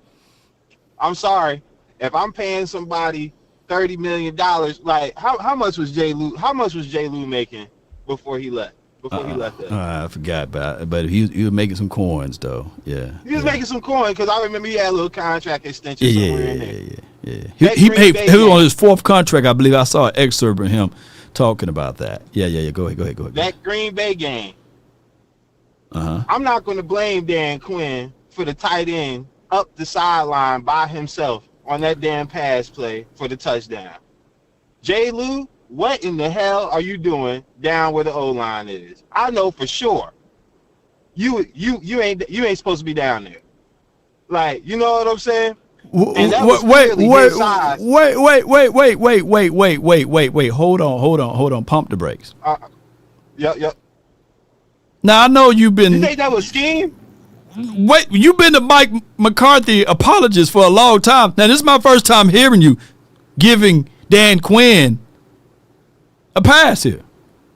Are you trolling now? Are you trolling now? Oh no! I'm not giving Dan Quinn a pass because I know Dan Quinn don't like to adjust. That's my thing. That's my whole beef with Dan Quinn. Dan Quinn going to run what he like to run, whether you like it or not. But my thing is, scheme-wise, if I call a play, I don't care what I'm calling, cover 4, man-to-man, cover 1, blase blah, we can go all the way down the list of coverages. There's not one side of the field that's supposed to be no defenders over there. And you can't tell me when that play was called, who in the hell was responsible for that tight end that got up that sideline? By himself. I'm talking about nobody within like 10, 20 yards of this man. Even if Jay Lou was there, Jay Lou is 5'9" on a good day, right? This Luke Musgrave or Tucker Carlson, whoever this guy is, he was so wide open, and he's about 6'6", 6'7", or what have you himself. Jay Lou tough though. Jay Lou tough, but he won't be able to stop make the tackle. Look how wide open he is, man. If you could pull up my screen right now, bro. Look, Dan Quinn got to be part of the problem because he changed and switched up everything as far as the game plan a couple of days before the game, right? And on top of that, Dan Quinn, shout out to him. But at some point, you got to help out your offense. They scored on their first six out of the first 7 drives. They scored touchdowns, right? So I get it, man. But Dan Quinn, what's the he's scheme though? Huh? What play was called to where that whole right side of the field is open? We don't know. We don't know. We don't know. It couldn't have been a cover 2. It couldn't have been a cover 4. It couldn't have been a cover 3. It couldn't have been cover 1. Bro. It couldn't have been cover 2, man. This None of that. This is literally cover 0. Shit. hey, this cover 0 right here. It look like it's a punt kick. -5 because there was nobody at all over there, and I'm just like in my head when I'm watching it, I'm like, what the hell play was just called to where where nobody felt like they needed to cover that side of the field, even if he didn't make the tackle. Give me some effort. Is somebody going to be there to swat the ball, to contest the ball? I mean, this was the easiest tight end touchdown I think I've ever seen in my life. And it was multitudes of plays just like this. This is just one, and I'm pointing out. That whole game was messed up. I didn't enjoy watching that game from the gun being shot off to the end, to the fat lady singing. Right. So my whole argument is after they scored this, the countenance on the face of the coaching staff and the players were bland. I needed somebody to move some furniture around. I need spit from the coach's mouth on the players. Somebody got to have some type of a tone and aggressions. At some point, coaching staff need to coach. And if this was a Parcells type of team, it wouldn't have been a blowout. It wouldn't have been a blowout. It would have been like we probably lost, but we probably lost by a couple of points, by 1 point or such. But wouldn't even have happened if Bill Parcells was the coach. Come on with it. That wouldn't. But I feel what so you're coaches saying matter. That was my same beef with Jason Garrett. So no, I feel that like he always want to slap somebody on the ass after they done fumbled the ball and we done moved the ball 80 yards up the field. That's Jason. So yeah, I get that beef, but at some point, we can't just sit. If we're going 12-5, 12-5, 12-5, at some point, these players got to play, and no player is going to sit there and be like, "Damn, the coach is the reason I threw that goddamn interception."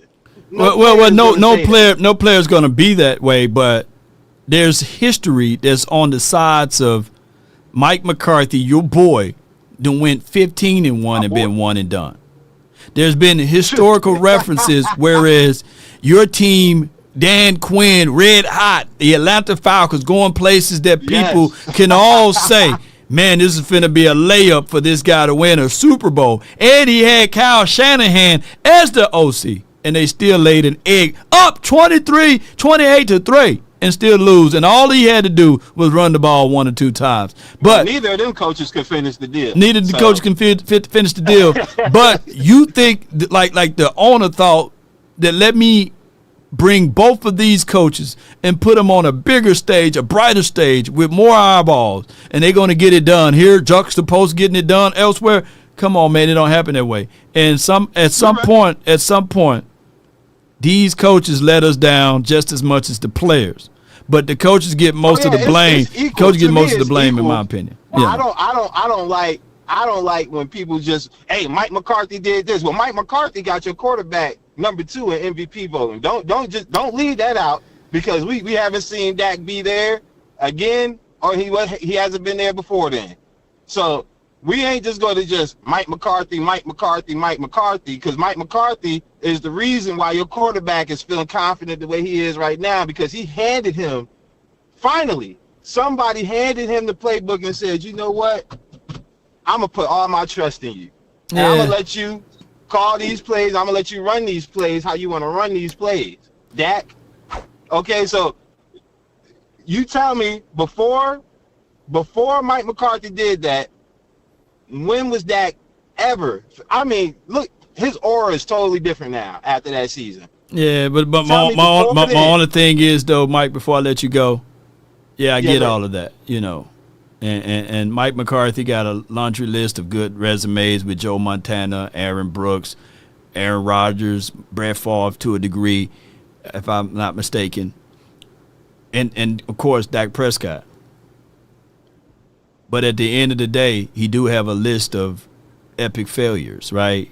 Losing big leads and stuff like that. A lot of coaches have that. Yeah, a lot of coaches have it. But Mike McCarthy, it's the year 2026.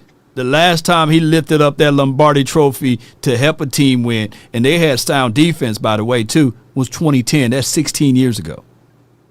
See how fast time moves? So Mike McCarthy been a lump on a log himself for all of these years and not getting it done, and having a team that have successful offense but one-dimensional. And our issues been with the Cowboys, and the Cowboys' historical references points that I'm going to bring up is that they never won without run game and sound defense.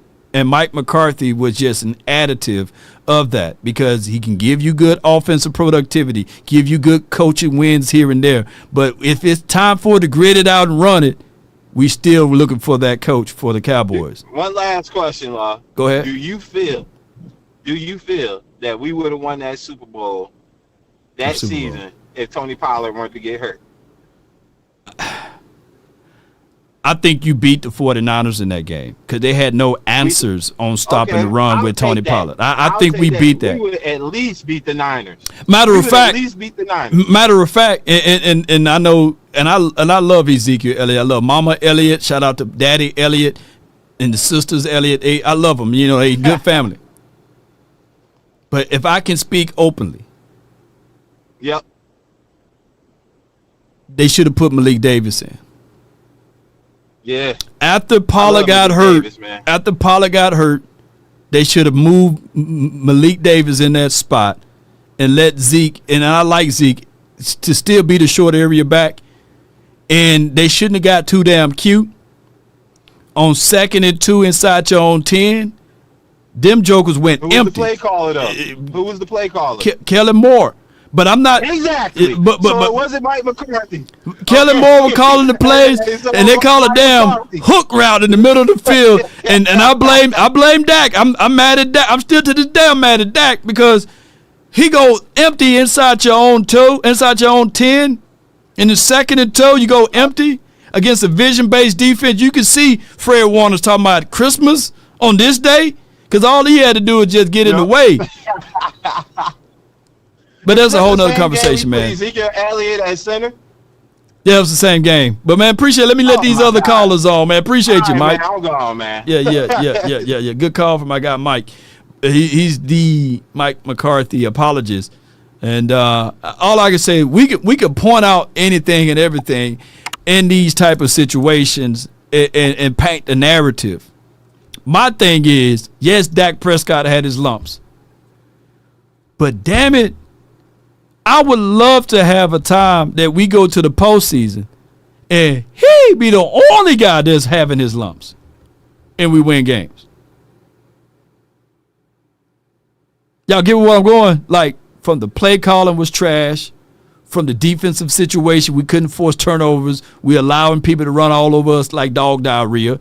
And then on 3, we get these type of situations, whereas everybody get a pass but the quarterback. It's time out for that.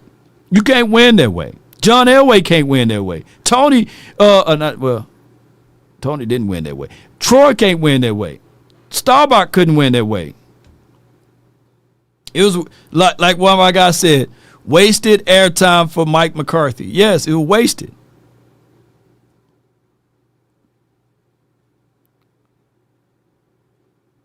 From the 202, you're live on the Nation. Big Amish. Talk to me. Law, how you doing, my brother? I'm doing great, man, as Tony the Tiger would say.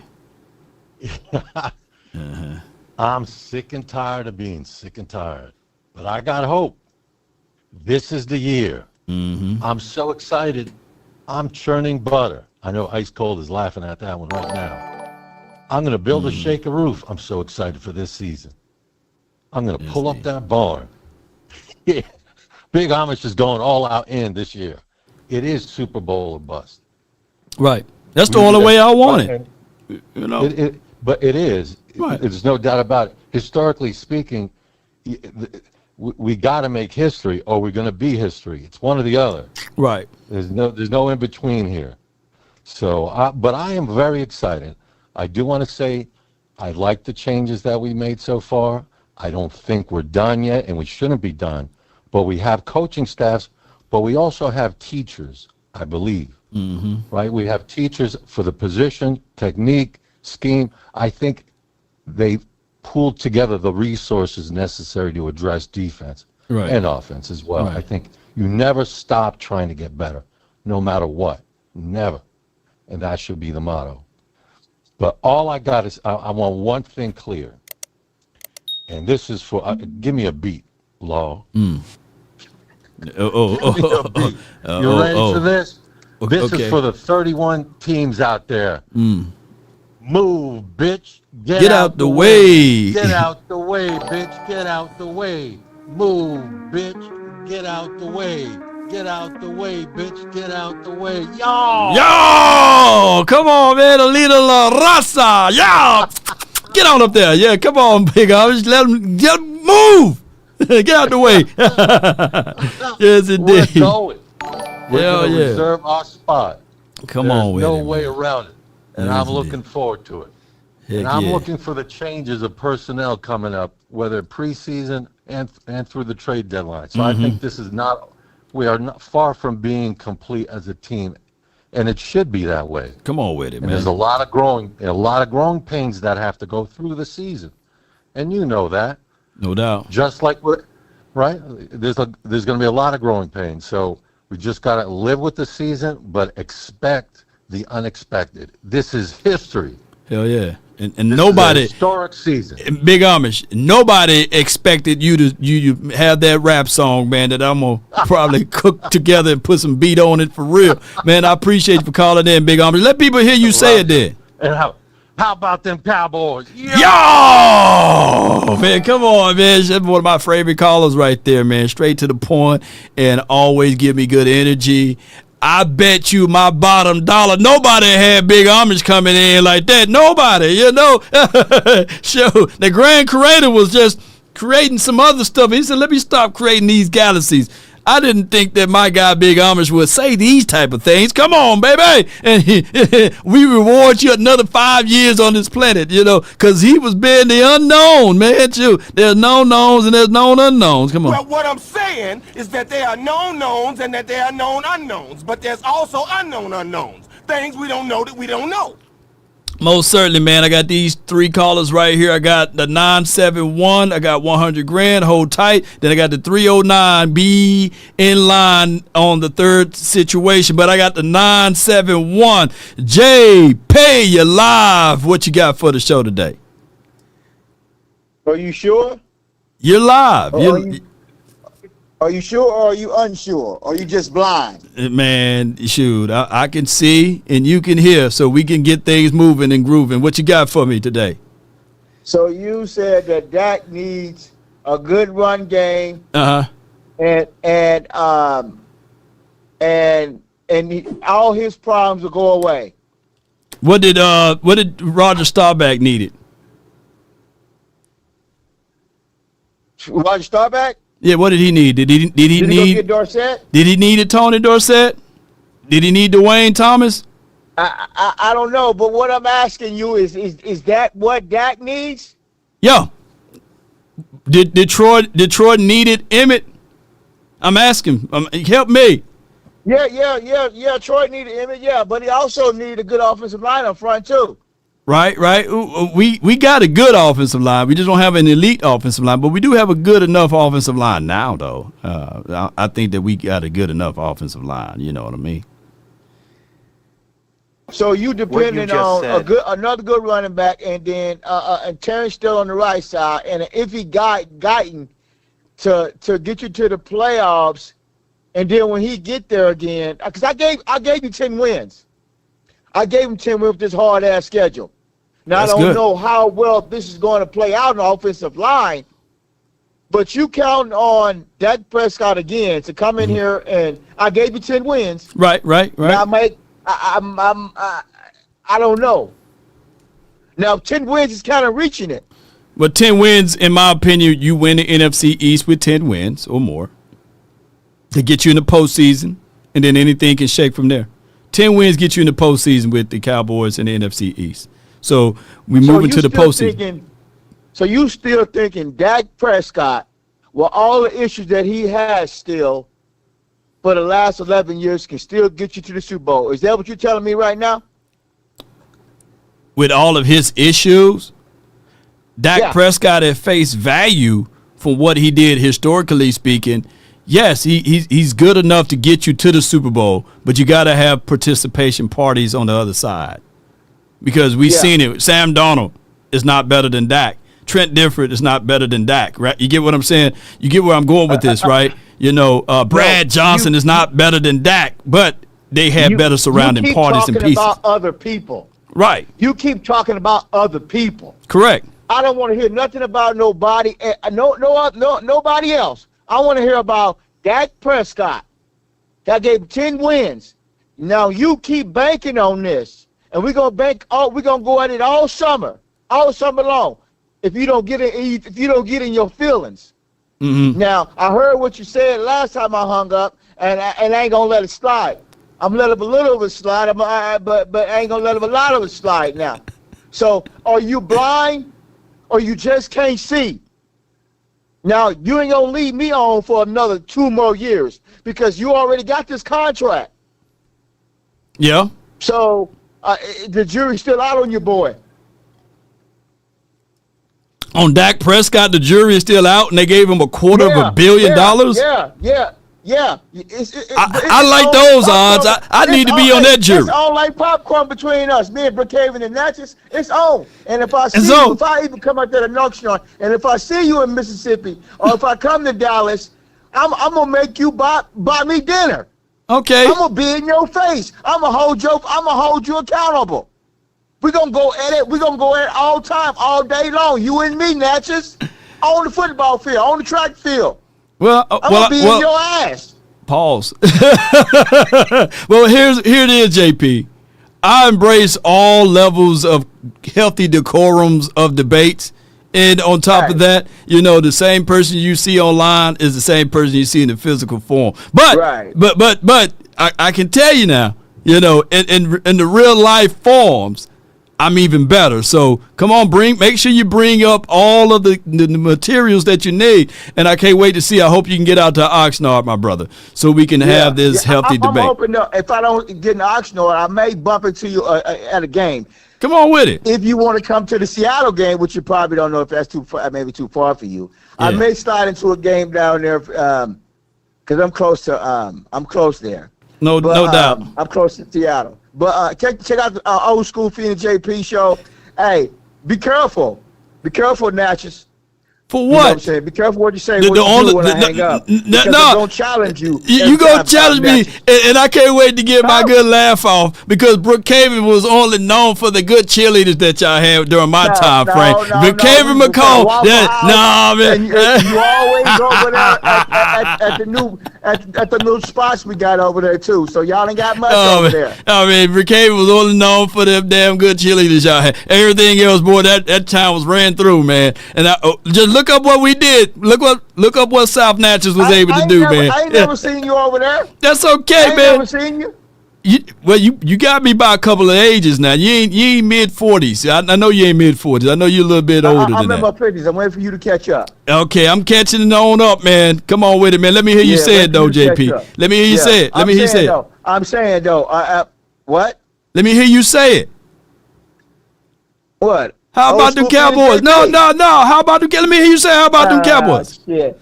Hey, I'll say, how about them Cowboys if he can give me 10 games? You just gave him 10 games. We already fixing the defense already. I don't want to hear no more excuses this year from you. Not a damn thing. So I see what you're doing out there. You got your platform going. You got that good. You got the business going. It's good.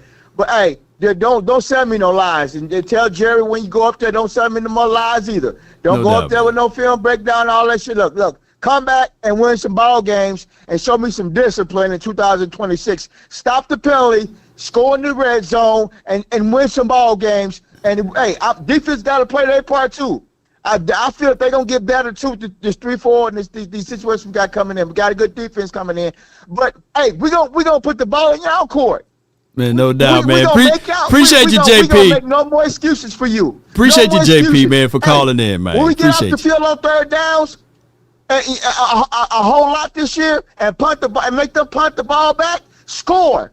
I don't want to hear no shit coming out of y'all mouth. Dak Prescott, do something with the ball. If you come up, if you don't have injured, if you're not going to be injured, because I'm worried about the injuries.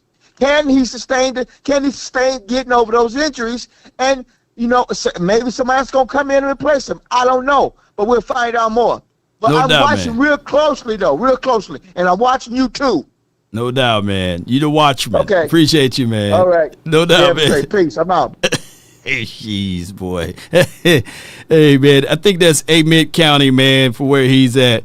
But, at the end of the day, man, there's no other caller that I can literally thank God for where he placed me at, because it's a lot of people that could be thinking like him. And all I can say is with JP, man. What you just said is one of the most insanely idiotic things I have ever heard. At no point in your rambling, incoherent response were you even close to anything that could be considered a rational thought. Everyone in this room is now dumber for having listened to it. God have mercy on your soul. You know what? Here's the thing is, mental health is always an important part, and speaking to someone with mental health, man, you got to let them speak and vent. I'm saving lives over here. You just don't know, man. JP, by him calling into the show and being able to spit those nonsense of words out for at least 3 to 4 minutes or however long I had him on, I'm helping JP out, man. I'm just looking at it like this, man. I'm blessing JP to get out things that's on his mind, right? He's scrambling and scraping the things that he got to get out of his mind. And I think that I'm doing a noble thing over here. I love my people. They say, Lord, you got the patience of Job over here. It's my responsibility to help lives. Ain't that right? From the 201-100 grand. What's the plan, man? Talk to me, man. I ain't got no words for him, man. Why you always gotta put him in front of me, balls in the queue, man? But why? He was sitting there. What's going on, bro? I passed him by multiple times, but I see his number up there. Don't put me after him, bro. Because he pissed me off. Pause. Yeah. Come on, man. Yeah. Wild, bro. It's wild, man. This guy's wild. Man. For real. Yeah, we just gotta let him. You already pissed me off this morning, pause, with boss, because What boss? What did boss do? What happened? Tripping, bro. What did dog say? Straight up, I don't understand how we come from Cowboys want great players at every position to we need to why we need everybody at every position to swing to the other side. So all of a sudden, want to swing back to Cowboy fans, want everybody with great players at every position. They want the backup to be great. They want the backup of the backup to be great. You can't win like that, bro.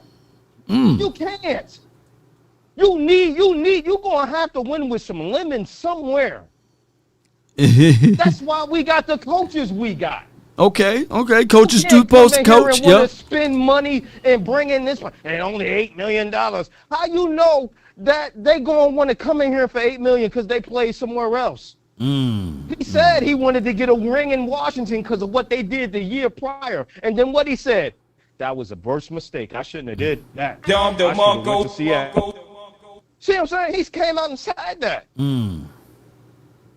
And all because they played great in that system, how you know he going to come over here and play great in this one? And I don't think the Cowboys won them, because if they did, they would have got him. Christian Parker don't want that, boy. Which one? Which where we going? Where we going? On which play? I just don't like the fact, even with the running back, man, you go in and bring in Nick Chubb and do all this and blah, blah, blah. No. All right, so how do you think we got these coaches? $100,000. You want to bring up Seattle? Oh, Seattle. So you want to bring up Seattle when it's convenient to bring up Seattle. For context, let me throw this context out here, though. Let me throw the context because not everybody listens to the morning show. But I would say this though. My stance on this, I can put you in the helmet right now and be the backup running back. People are like, man, that $100,000 look cold blooded, bro. Can't wait to see him in the game, right? You can put me in the helmet right now, and they say, man, that Law Nation look good. So I'm not with the belief of bringing in another running back now because it's too soon.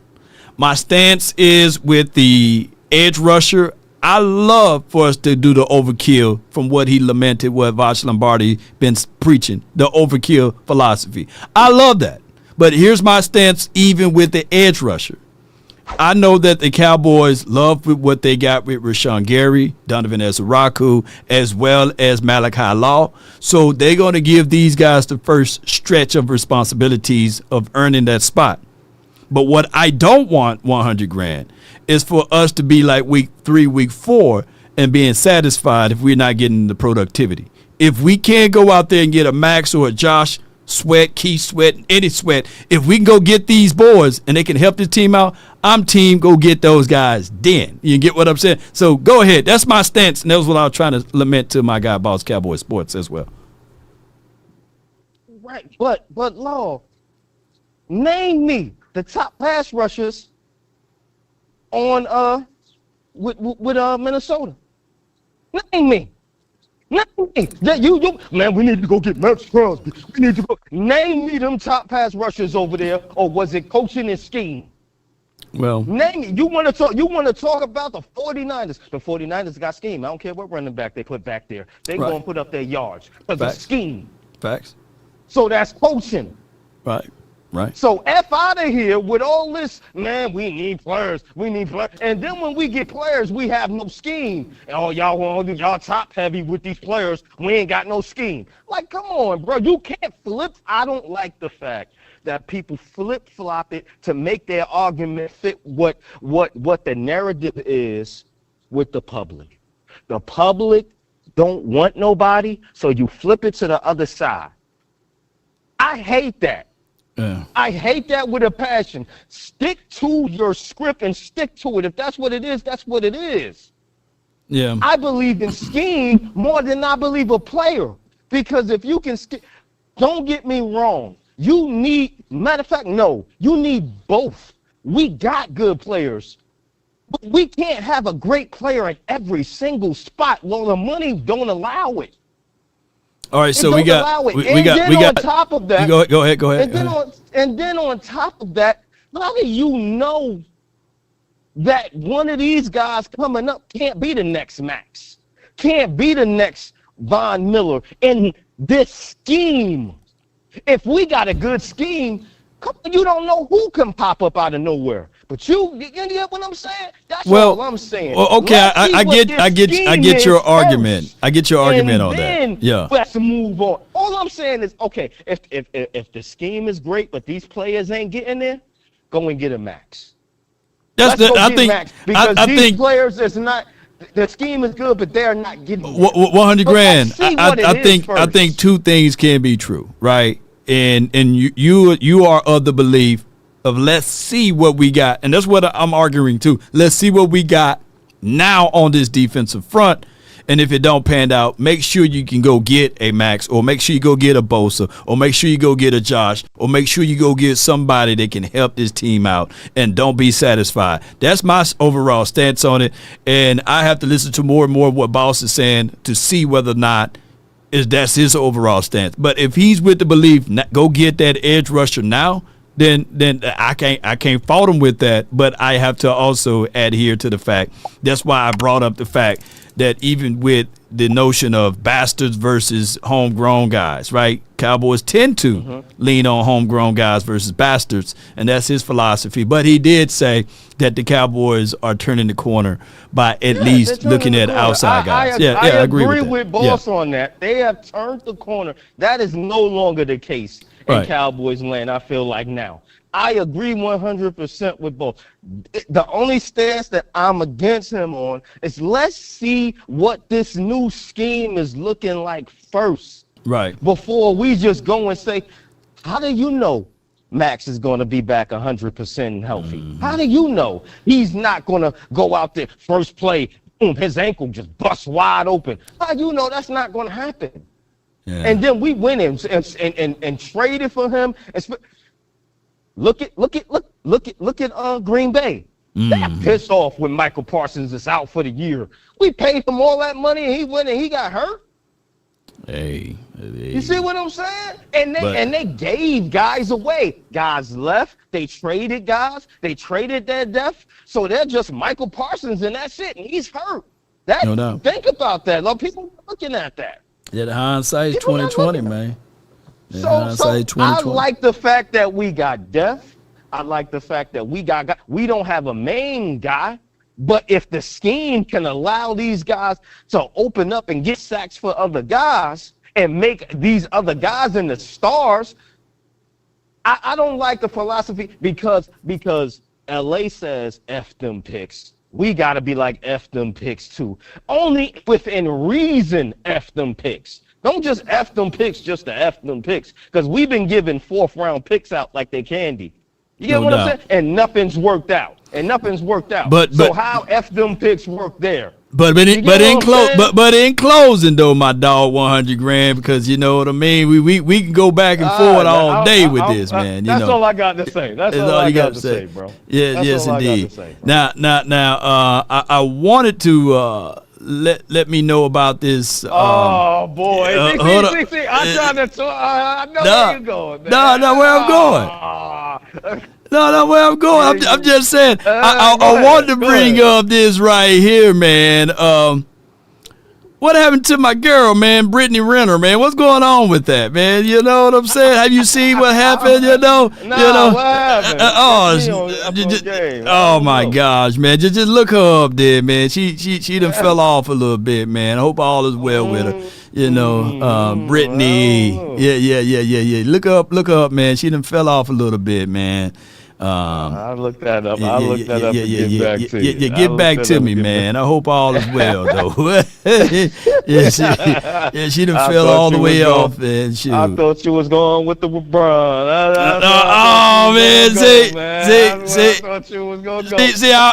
I'll try to get you up out of the sport. I gave you a little rope, man, to be freed. You know what I'm saying?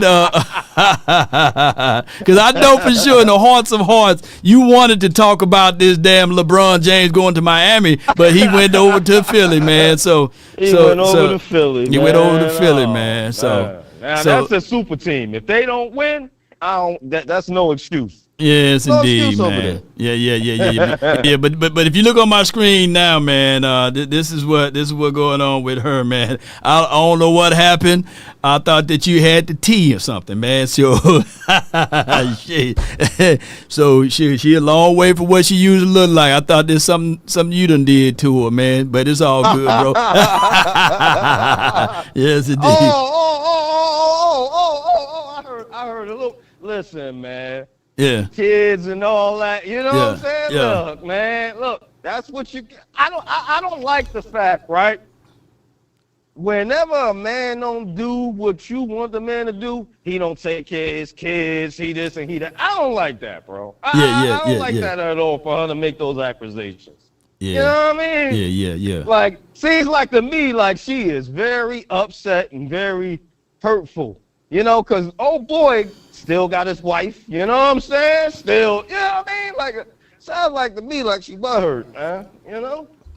Well, hey. Sound like that to you? Yeah, but there's always a remodeling campaign that maybe she just needs some 100 grand, man. So, Hey, reach out to him, man. Hey, reach out to a reclamation project, man. Yeah. When you bring arguments to social media, I'm good, bro. I'm good. That's a no-go. That's one of my rules. Okay. It's a strict program over here. Strict program. She a Cowboy fan too, by the way. So I might have to. That don't move me at all. I'm sorry. But man, I appreciate you for calling in, man. Just reach out to her, man. I'm gonna reach out to her for you, then. I'll let Auntie know. I'm good. All right, bro. Appreciate you, man. Right, that's my guy. Look, I got him to laugh. That's all that counts, man. Yes, indeed. Oh my goodness, man! I got from he's been waiting here patiently, or him or her been waiting here patiently. From the 309, what you got on your mind? You're live on the nation. Talk to me. What up, Law? This is Big Dog Ken, man. Calling from Pine Bluff, Arkansas. Man, Pine Bluff, man. What's good, man? Man, what's good, man? Everything's well here, man. I listen to you every day. I don't call much, man, but I'm listening.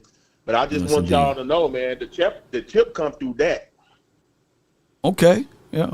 The championship come through Dak, man. And I got a little pushback on what y'all say about Mike McCarthy. If he wasn't let go so early, this would be the year the chip come.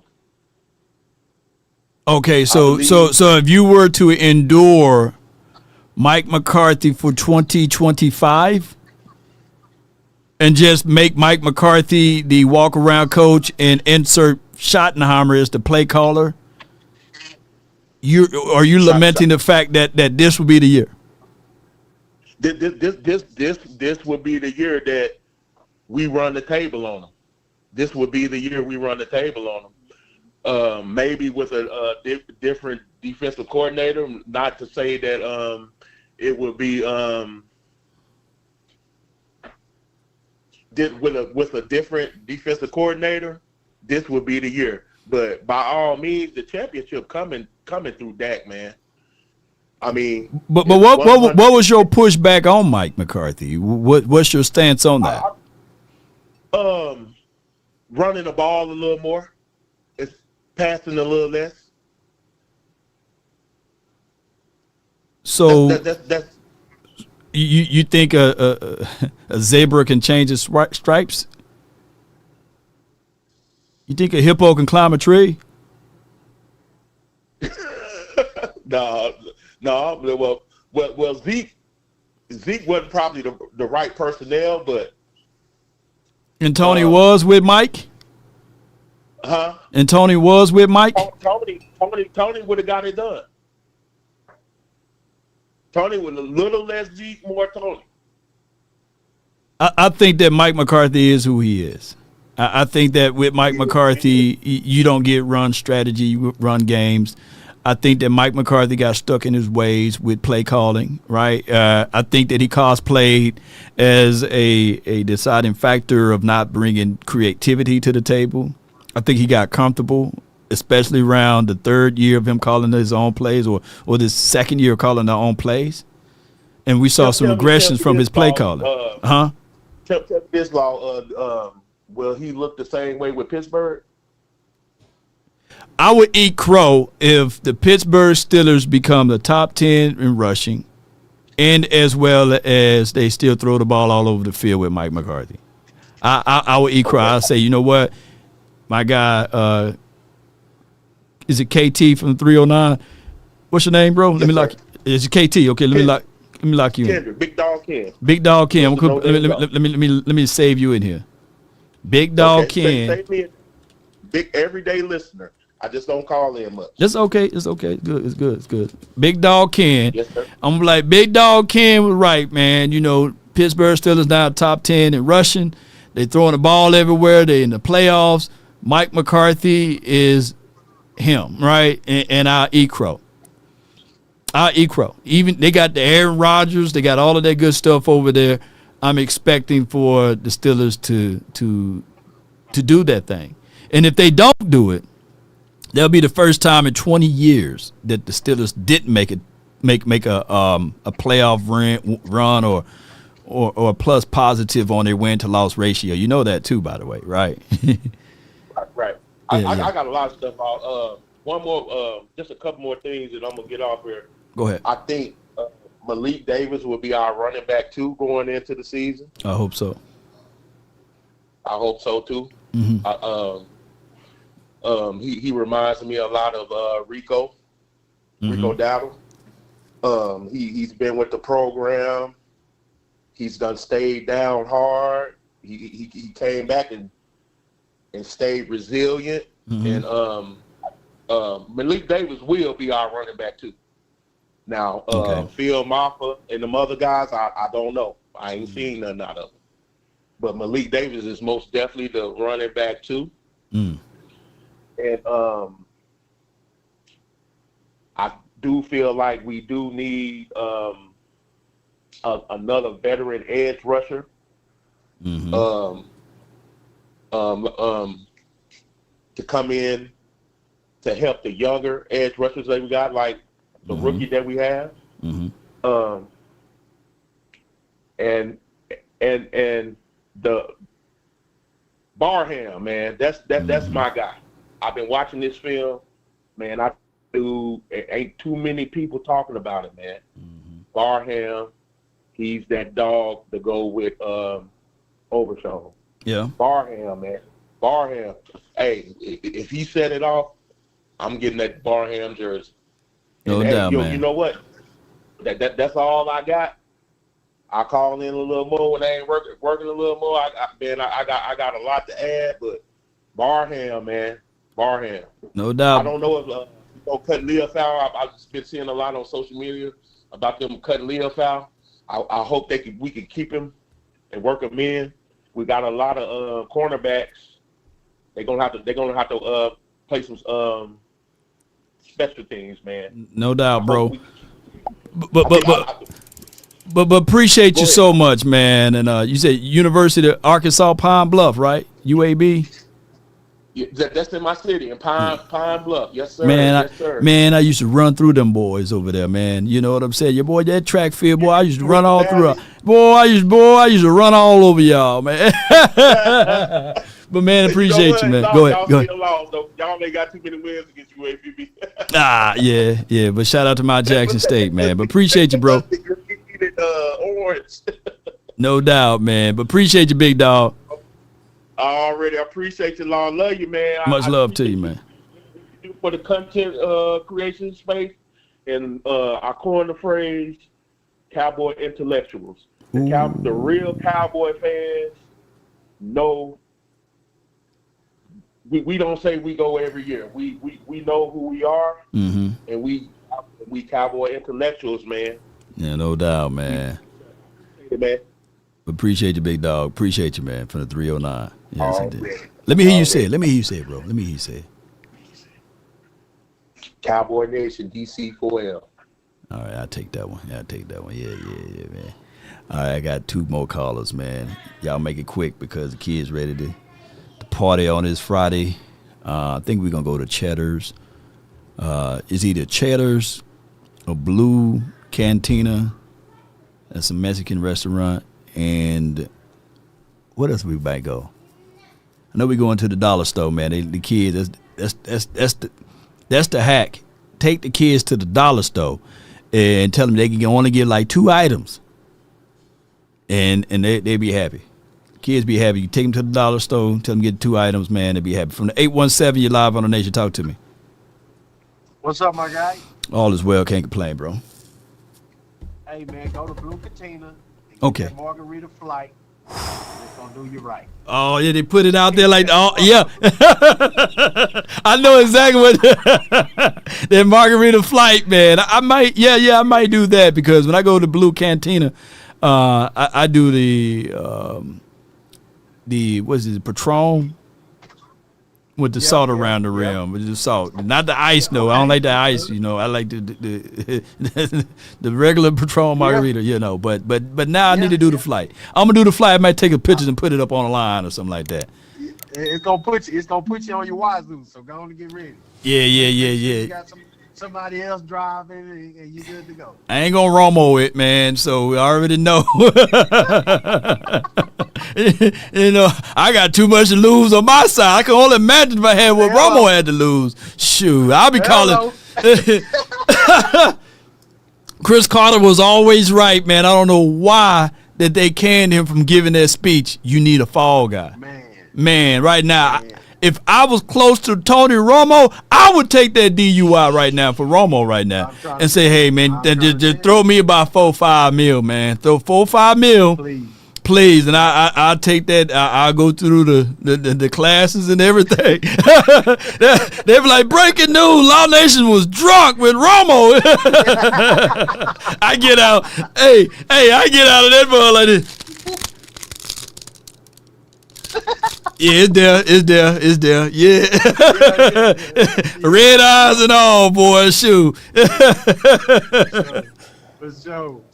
But I had man, I love what 100 Grand said. You know, scheme matters. It do. And we haven't seen Christian Parker yet. We don't know his scheme, although we know the tree he comes from. So we can only suggest he's going to run that same format, right? Yeah. When I look at and I'm gonna start with this. I know he ain't been with us, but his whole career was with us. Do you look at DeMarcus Lawrence as a complete edge rusher, like go rush the quarterback, or do you look at him first as a run stopper setting the edge?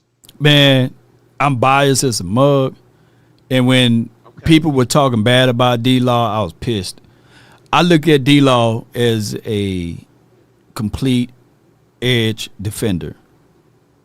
Hear me out. Remember I was telling people about like the NFL had it out against the Cowboys?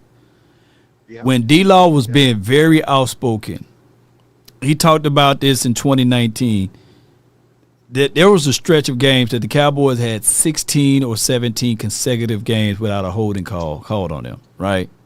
And when we talk about these type of things, it goes into deaf ears because people would say, stop making excuses. Stop making excuses. Right. And this all happened post D-Law getting paid. So it was crazy that his productivity dropped crazily after he done got paid for his sack production. But he would give you 3 to 4 sacks, which is crazy a year. But if you look up his performance on stopping the run, even if I know people don't love PFF, but if you go PFF and you pull up DeMarcus Lawrence, that stuff was always high top tier, 92, 93%, 89 and all of this stuff. It was in the blue category, or green or what have you. Blue and green. It never was yellow or red. And I said, man, we need that. So we finally got Parsons. Remember, the only reason why Micah Parsons became an edge rusher is because D-Law got hurt there. He got hurt. If I had a time machine, if D-Law never got hurt, Parsons never would have got moved to the edge, I think that Parsons would have flourished as a linebacker, and we would have went that next year to get another edge rusher, and now you have a complete team. But what we did was we created 2 holes.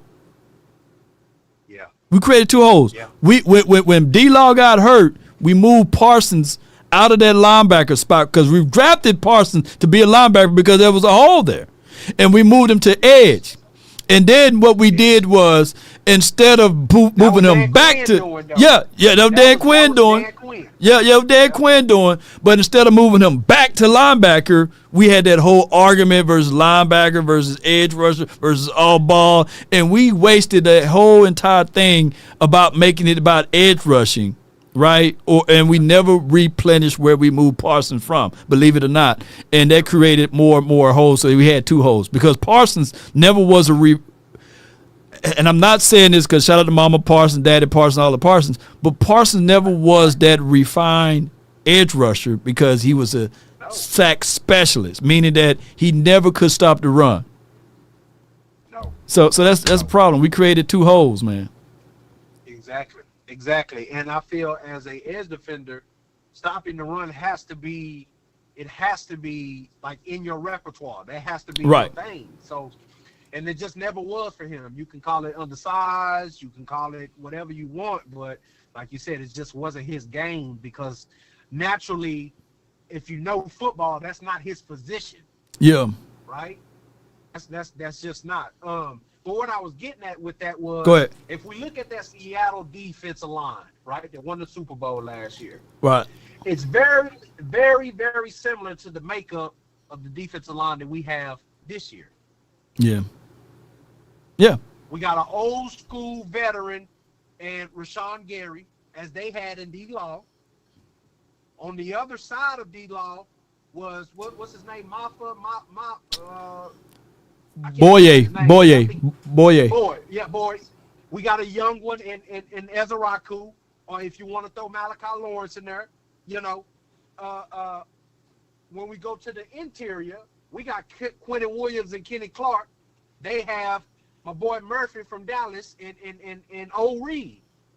No. They got Williams and Murphy, and then they got Jaron Reed that comes in. Yeah. But that Jaron Reed, you know, he's a dog. So head rotation. Yeah. They stack heavy inside. Yeah. And when I look at our defensive line, it's very similar. I'm gonna take Quentin Williams over Williams 99 for them. Yeah. Williams for them. Yeah. That's just me though. You know, when you look at Kenny Clark and you look at Byron Murphy, you can go for the youth or you can go for the veteran. Yeah, that Byron Murphy, man. No, yeah, but that Byron Murphy just built. Byron Murphy built. You see them coming up through DeSoto. That joker built with no neck, just wide, for no reason, like a biscuit. That joker, he just weird. He just built like you can't move Byron Murphy on a consistent basis. You know what I'm saying? He's been like that since high school. Right. So you know, but when I look at their defensive line, I kind of look at ours, and it's very, very similar. Mm-hmm. When I look at their chess piece, who they moved around in the secondary everywhere, was that kid, what's his name? Hard to pronounce. Yeah. He went off in the playoffs. Yeah. Enrique or something. Emoroya. Yeah. I feel like that's how Christian Parker is getting ready to use Caleb Downs. You know, he's gonna use him in the nickel. He might throw him out back there with Booker. So, you know, when I look at the like 100 Grand said, the scheme means everything. Mm-hmm. We don't know Christian Parker's scheme yet. But when I look at our personnel, yes, Max Crosby will take us to the next level. True. That to be true. But what we have right now, and I was listening to Boss. Botch and Broadus when Broadus, they had Will McClay on.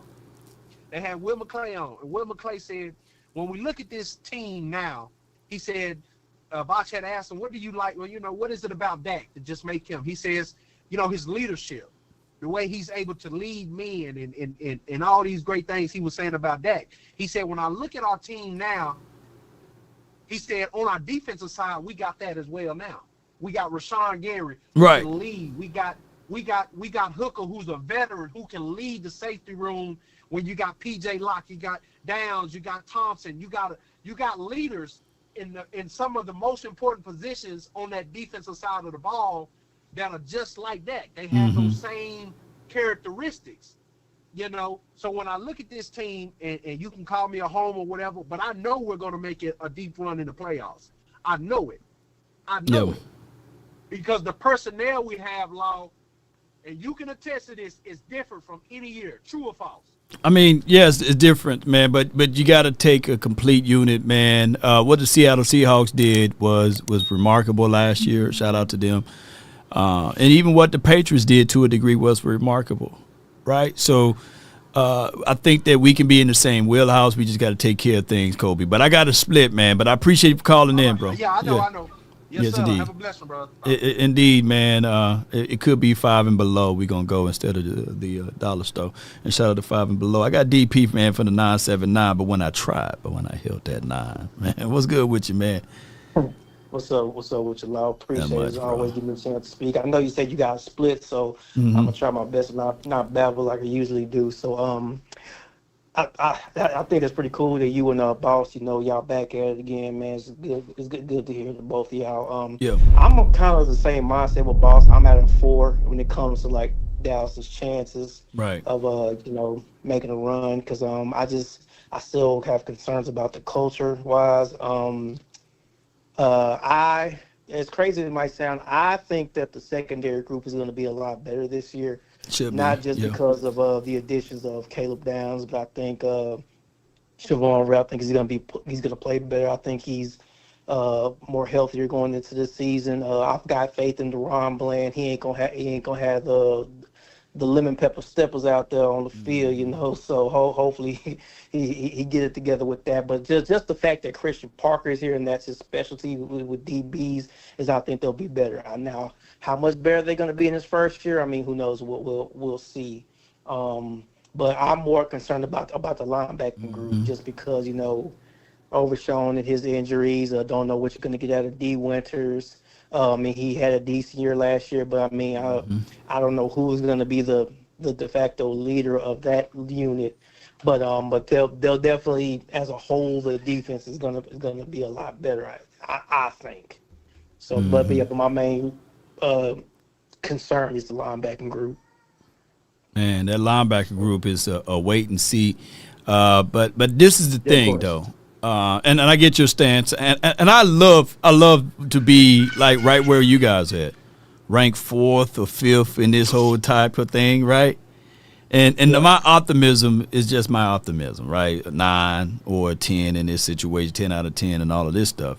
But I'm glad to know where you are at, though, DP, because of the simple fact that you left enough room for, okay, it can either go 3 to 5, right?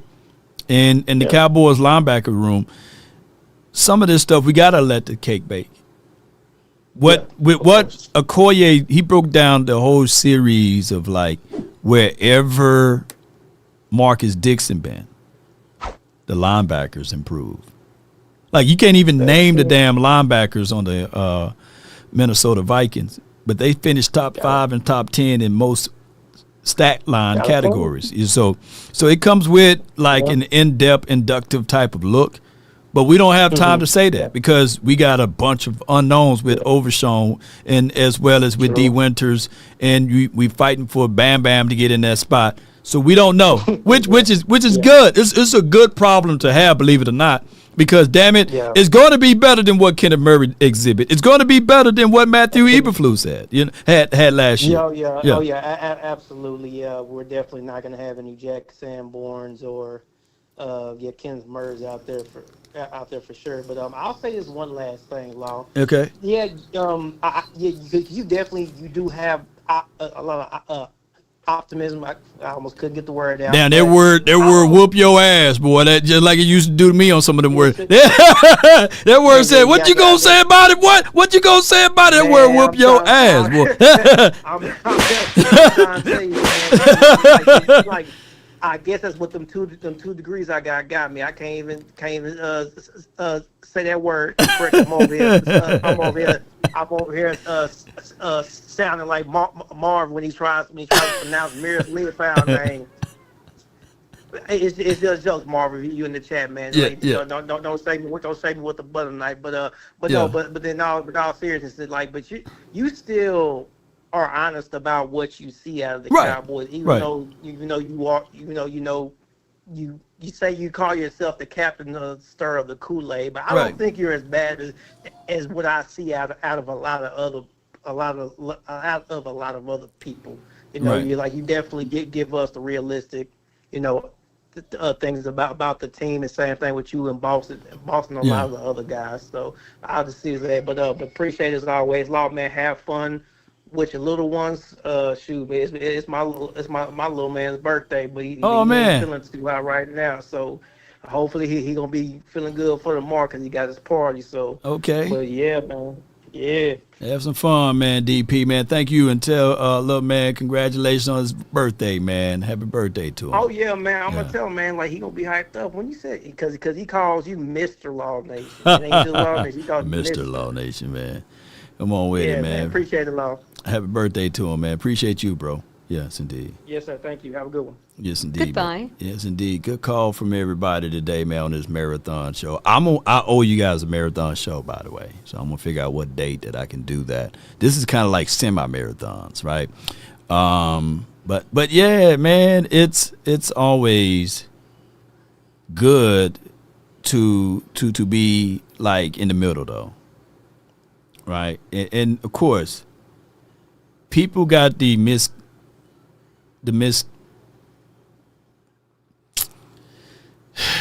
thoughts of Kool-Aid, right? Like, for an example, and I wanted to bring this up this morning, but I didn't. And it goes like this, ladies and gentlemen. There's some teachers give everybody 100, right? And it's up to you to maintain that 100. That number can go from 50 to 0 real quickly. And there's some people starts off at the bottom. They give you, hey, everybody starts off at 0. But me, I'm starting everybody off with 100. And that could be Achilles heel of me, man. I give people multitudes of chances, 3 or 4 chances, 5 chances, 6 chances, give or take, right? And I'm nice that way. But don't take the kindness for weakness, but it's just for what it is, right? Like I said, I use this platform as your voice for inspiration, motivation, and I try to be positive as much as I can, right? So that's just how I'm wired. But when I'm angry and upset, I'm angry and upset. But I read somewhere it says slow to anger, right? And there's a time and a place for all of that. Ecclesiastes says the time for war is the time for peace. And there's a time to be harsh on the Cowboys, but them trying to get on their good feet right now, it's a time to be understanding that I'm going to at least provide a little patience. And I'm calling a spade a spade. Now, if the Kool-Aid, just because we are making some Kool-Aid and I got the stirring of the Kool-Aid, that doesn't mean that the Kool-Aid going to be sweet, right? I'm going to have to get a spoon. I'm going to have to have somebody come taste this Kool-Aid. You know what it tastes like to you. And that's a perspective. From him, the Kool-Aid will probably always be sweet. That's what the Cowboys do every year. It's the Cowboys way. And that's right, Philly. D1971, right? He be like, look, man, the Cowboys giving out all of the Super Bowls, man. They think that they're better than us because they got 5 rings. They got 2. Head-to-head matchup in the postseason is 3-1. Head-to-head matchup, the Cowboys walking the Eagles at least by 2 generations, right? But from a Philadelphia Eagles mindset, they're the best team since sliced bread. Why? Because they won the Super Bowl within 5 years. 2 within 10. So every Eagle fan, in their hearts of their bird beats of hearts, they think that they're a better organization and franchise, which they're not, right? By merits of stats alone. Since the Cowboys entered into the league in 19 of 60, right? The Eagles haven't been better. But from their perspective, all I'm saying is nothing but nice, sweet Kool-Aid. But I'm just stirring the Kool-Aid up right now. Matter of fact, Kool-Aid not even ready yet, y'all.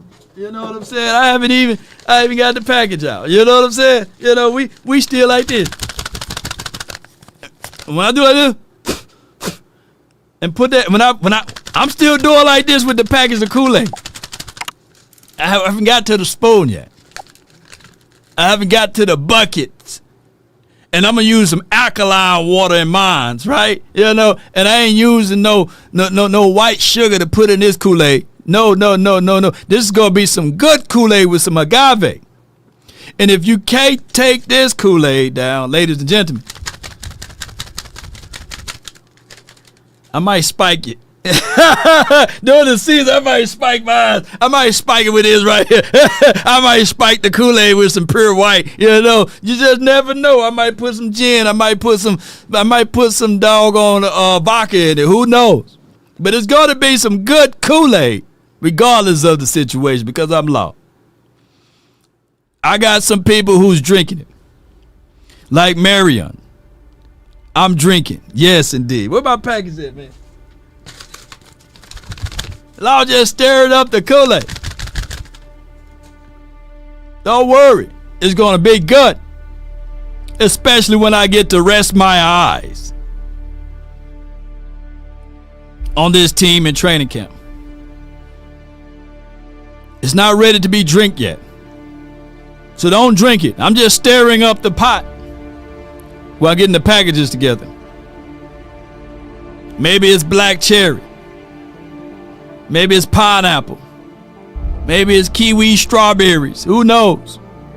Specialized recipe. But I'll let you know when we get out there to Oxnard, based off of how you guys are able to help me. I need some more endorsements now. So y'all help a brother out. Send them super chats. I know it's down. I know the economy is bad right now. But reach out to grandma and them. Look in between that couch. I know it's about $1 to $2 y'all can send me. Because I gotta go make this Kool-Aid. And I gotta go get these buckets. And I gotta get a little ice. I gotta get a little agave. I gotta go get some lemons. Maybe I'll put some real lemons in here.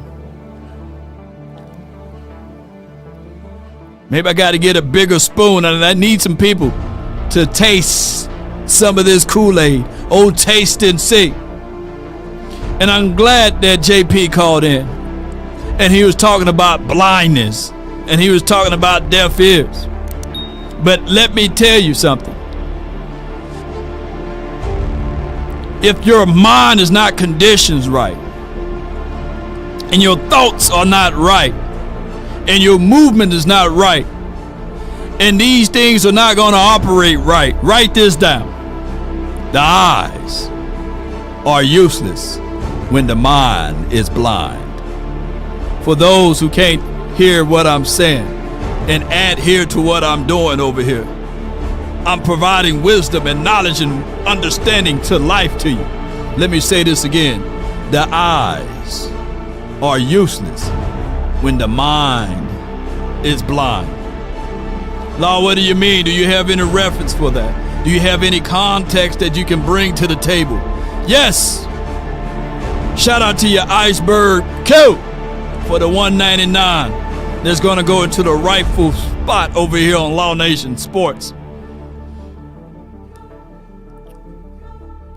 You'll say when your mind is blind and you can see the things that's generated right in front of us, they are useless at this point. What I'm getting at is that yes, Dak Prescott can ultimately win you games. Yes, Dak Prescott can ultimately help you out down the way. But you need to have other parties involved. You need to have the run game to be better. You need to have the defense to stand tall with it. Shout out to you, Philly D. Thank you. A troll text is always good in my scenario here. He says Uncle Fred will give you some ripples from Sanford and Son when y'all won. Okay. Appreciate you, Uncle Fred. Maybe I'll decipher that a little later. But I thank you. And I know, you know, don't ban Philly D.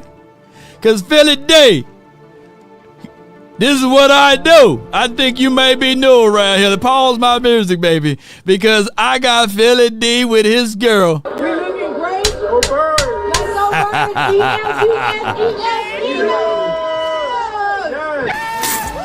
We answered. I talk stuff. I thought we had. Hey, Philly D, is this your leader? And I'm sticking Cowboys. You're crying. I'm hurt. Look at that tear that's formulating in the eyes. You gonna flap the hat one more time for the Eagles for the hard fight they did? Let's go Birds, fly, Eagles fly. Still Super Bowl champs for now. Philly D. And the difference is between the two is that the reporter asks us Dallas Cowboys fans a simple question. It's not about clapping a hat because they like us over here. You see, if she was interviewing me, she would probably say, hey, can you clap the cheeks one more time? Because you represent daddy to me. But the Philly fans, they talking about clapping hats and stuff. This is crazy. But neither here nor there. These are just jokes. They probably came off wrong when I said that. But neither here nor there. Shout out to Montisha one more time.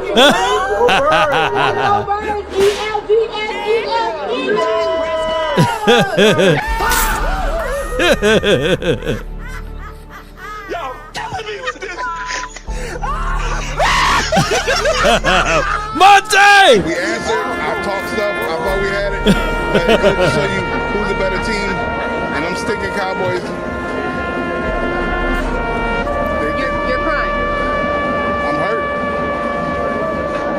I love my Eagles. I don't believe it. You gonna flap the hat one more time for the Eagles for the hard fight they did? Let's go Birds, fly, Eagles fly. Still Super Bowl champion. No doubt, man. But I'm on my way out. Write this down in the hearts of heart. If there's one thing a man should always do, is mainly to himself stay true. Never allow someone to change your point of view unless what they mean or bring makes sense to you. Never judge a man by sight alone, nor by the height he has grown, and when speaking, keep it at a moderate tone. You see, at the beginning, it was brother our rivalry brother, Rover brothers. The morals of life: live, love, and respect for another. Then there are those who will try to be smart. You see, they would take the decent man to alter his heart to seek to rip him apart. Those men you should never call a friend or a fan, because they bend the lies around the truth to meet their end. Cowboy Nation, if we offended anyone today, minus the Eagle fans, charge it to my beard, not my heart. Let's continue to grind and shine on this marathon semi-show. I give you guys nothing but the truth on the way out. DC for life, not for short. That's been my time. I really thank you all for yours. And remember, you're listening to nothing but the best. Let me know if they get old. In the words of all that we know, roll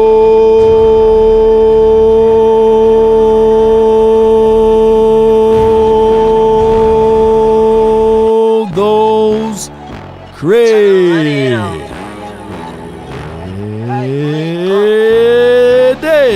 Let's get it, baby.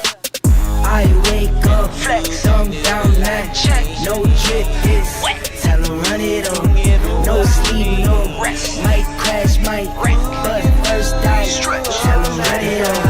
I wake up, flex, thumb down, that check, no drip, this wet, tell them run it on, no sleep, no rest. Shout out to everybody, Iceberg. Shout out to you, Philly D, 1971. Carrie, Ace, Michael, George, Elijah, Pod 86. Thought I could trust you, I find out you tried to zone me. Come on. I'm number one up on that court, I'm Nick McGrady. Yeah. The first one in, the last one out, can't call me lazy. Can't call law lazy. Look at my hours, man. I need 6 rings like MJ. Come on, baby, we need 6 of them. I wake up, flex, thumb down, that check. See, we on a pathway to 6. There's other teams that could be on a pathway to 3. There's teams on a pathway to 4. There's a team that's on a pathway to 5. We on a whole different pathway. Ain't that right, Thrasher? Ain't that right, Philly D? Well, we on a pathway to 6, man. What pathway y'all on? Y'all gon' make me take that trip way out. Come on, Oxnard, baby. I call up Nigeria, come through in a hurry. Yeah. Those London boys don't come to play, you should get worried. One false move, find yourself, they getting buried. Yeah. Dance with the devil, used to love playing those games. Nah. Made some bad decisions that brought my mama pain. Not mine, baby. I made a promise to her, swore that I would change. What we? I'm on the come up, bet I live up to my name. Let's get it, baby. I wake up, Law, thumb down, Nation. No drip, this come on. Tell them run it on. No have a great weekend. Shout out to you, Texas Tech. Roy Williams, the wide receiver. The wide receiver, the linebacker / safety, and the civilian. Shout out to you, Roy. Shout out to Big Amish, man. Appreciate you. Who can do it like me? Nobody. me. They can come closer than closer on that line. Original, they never will be. Oh, whoa, whoa, whoa, whoa. Oh, whoa, whoa, whoa, whoa. Thank you.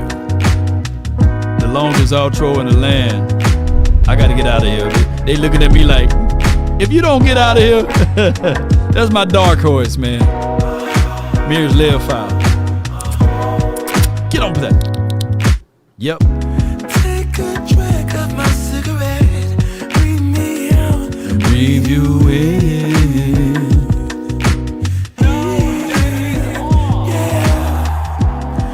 Shout out to JP, man. What you just said is one of the most insanely idiotic things I have ever heard. At no point in your rambling, incoherent response were you even close to anything that could be considered a rational thought. Everyone in this room is now dumber for having listened to it. Play it too,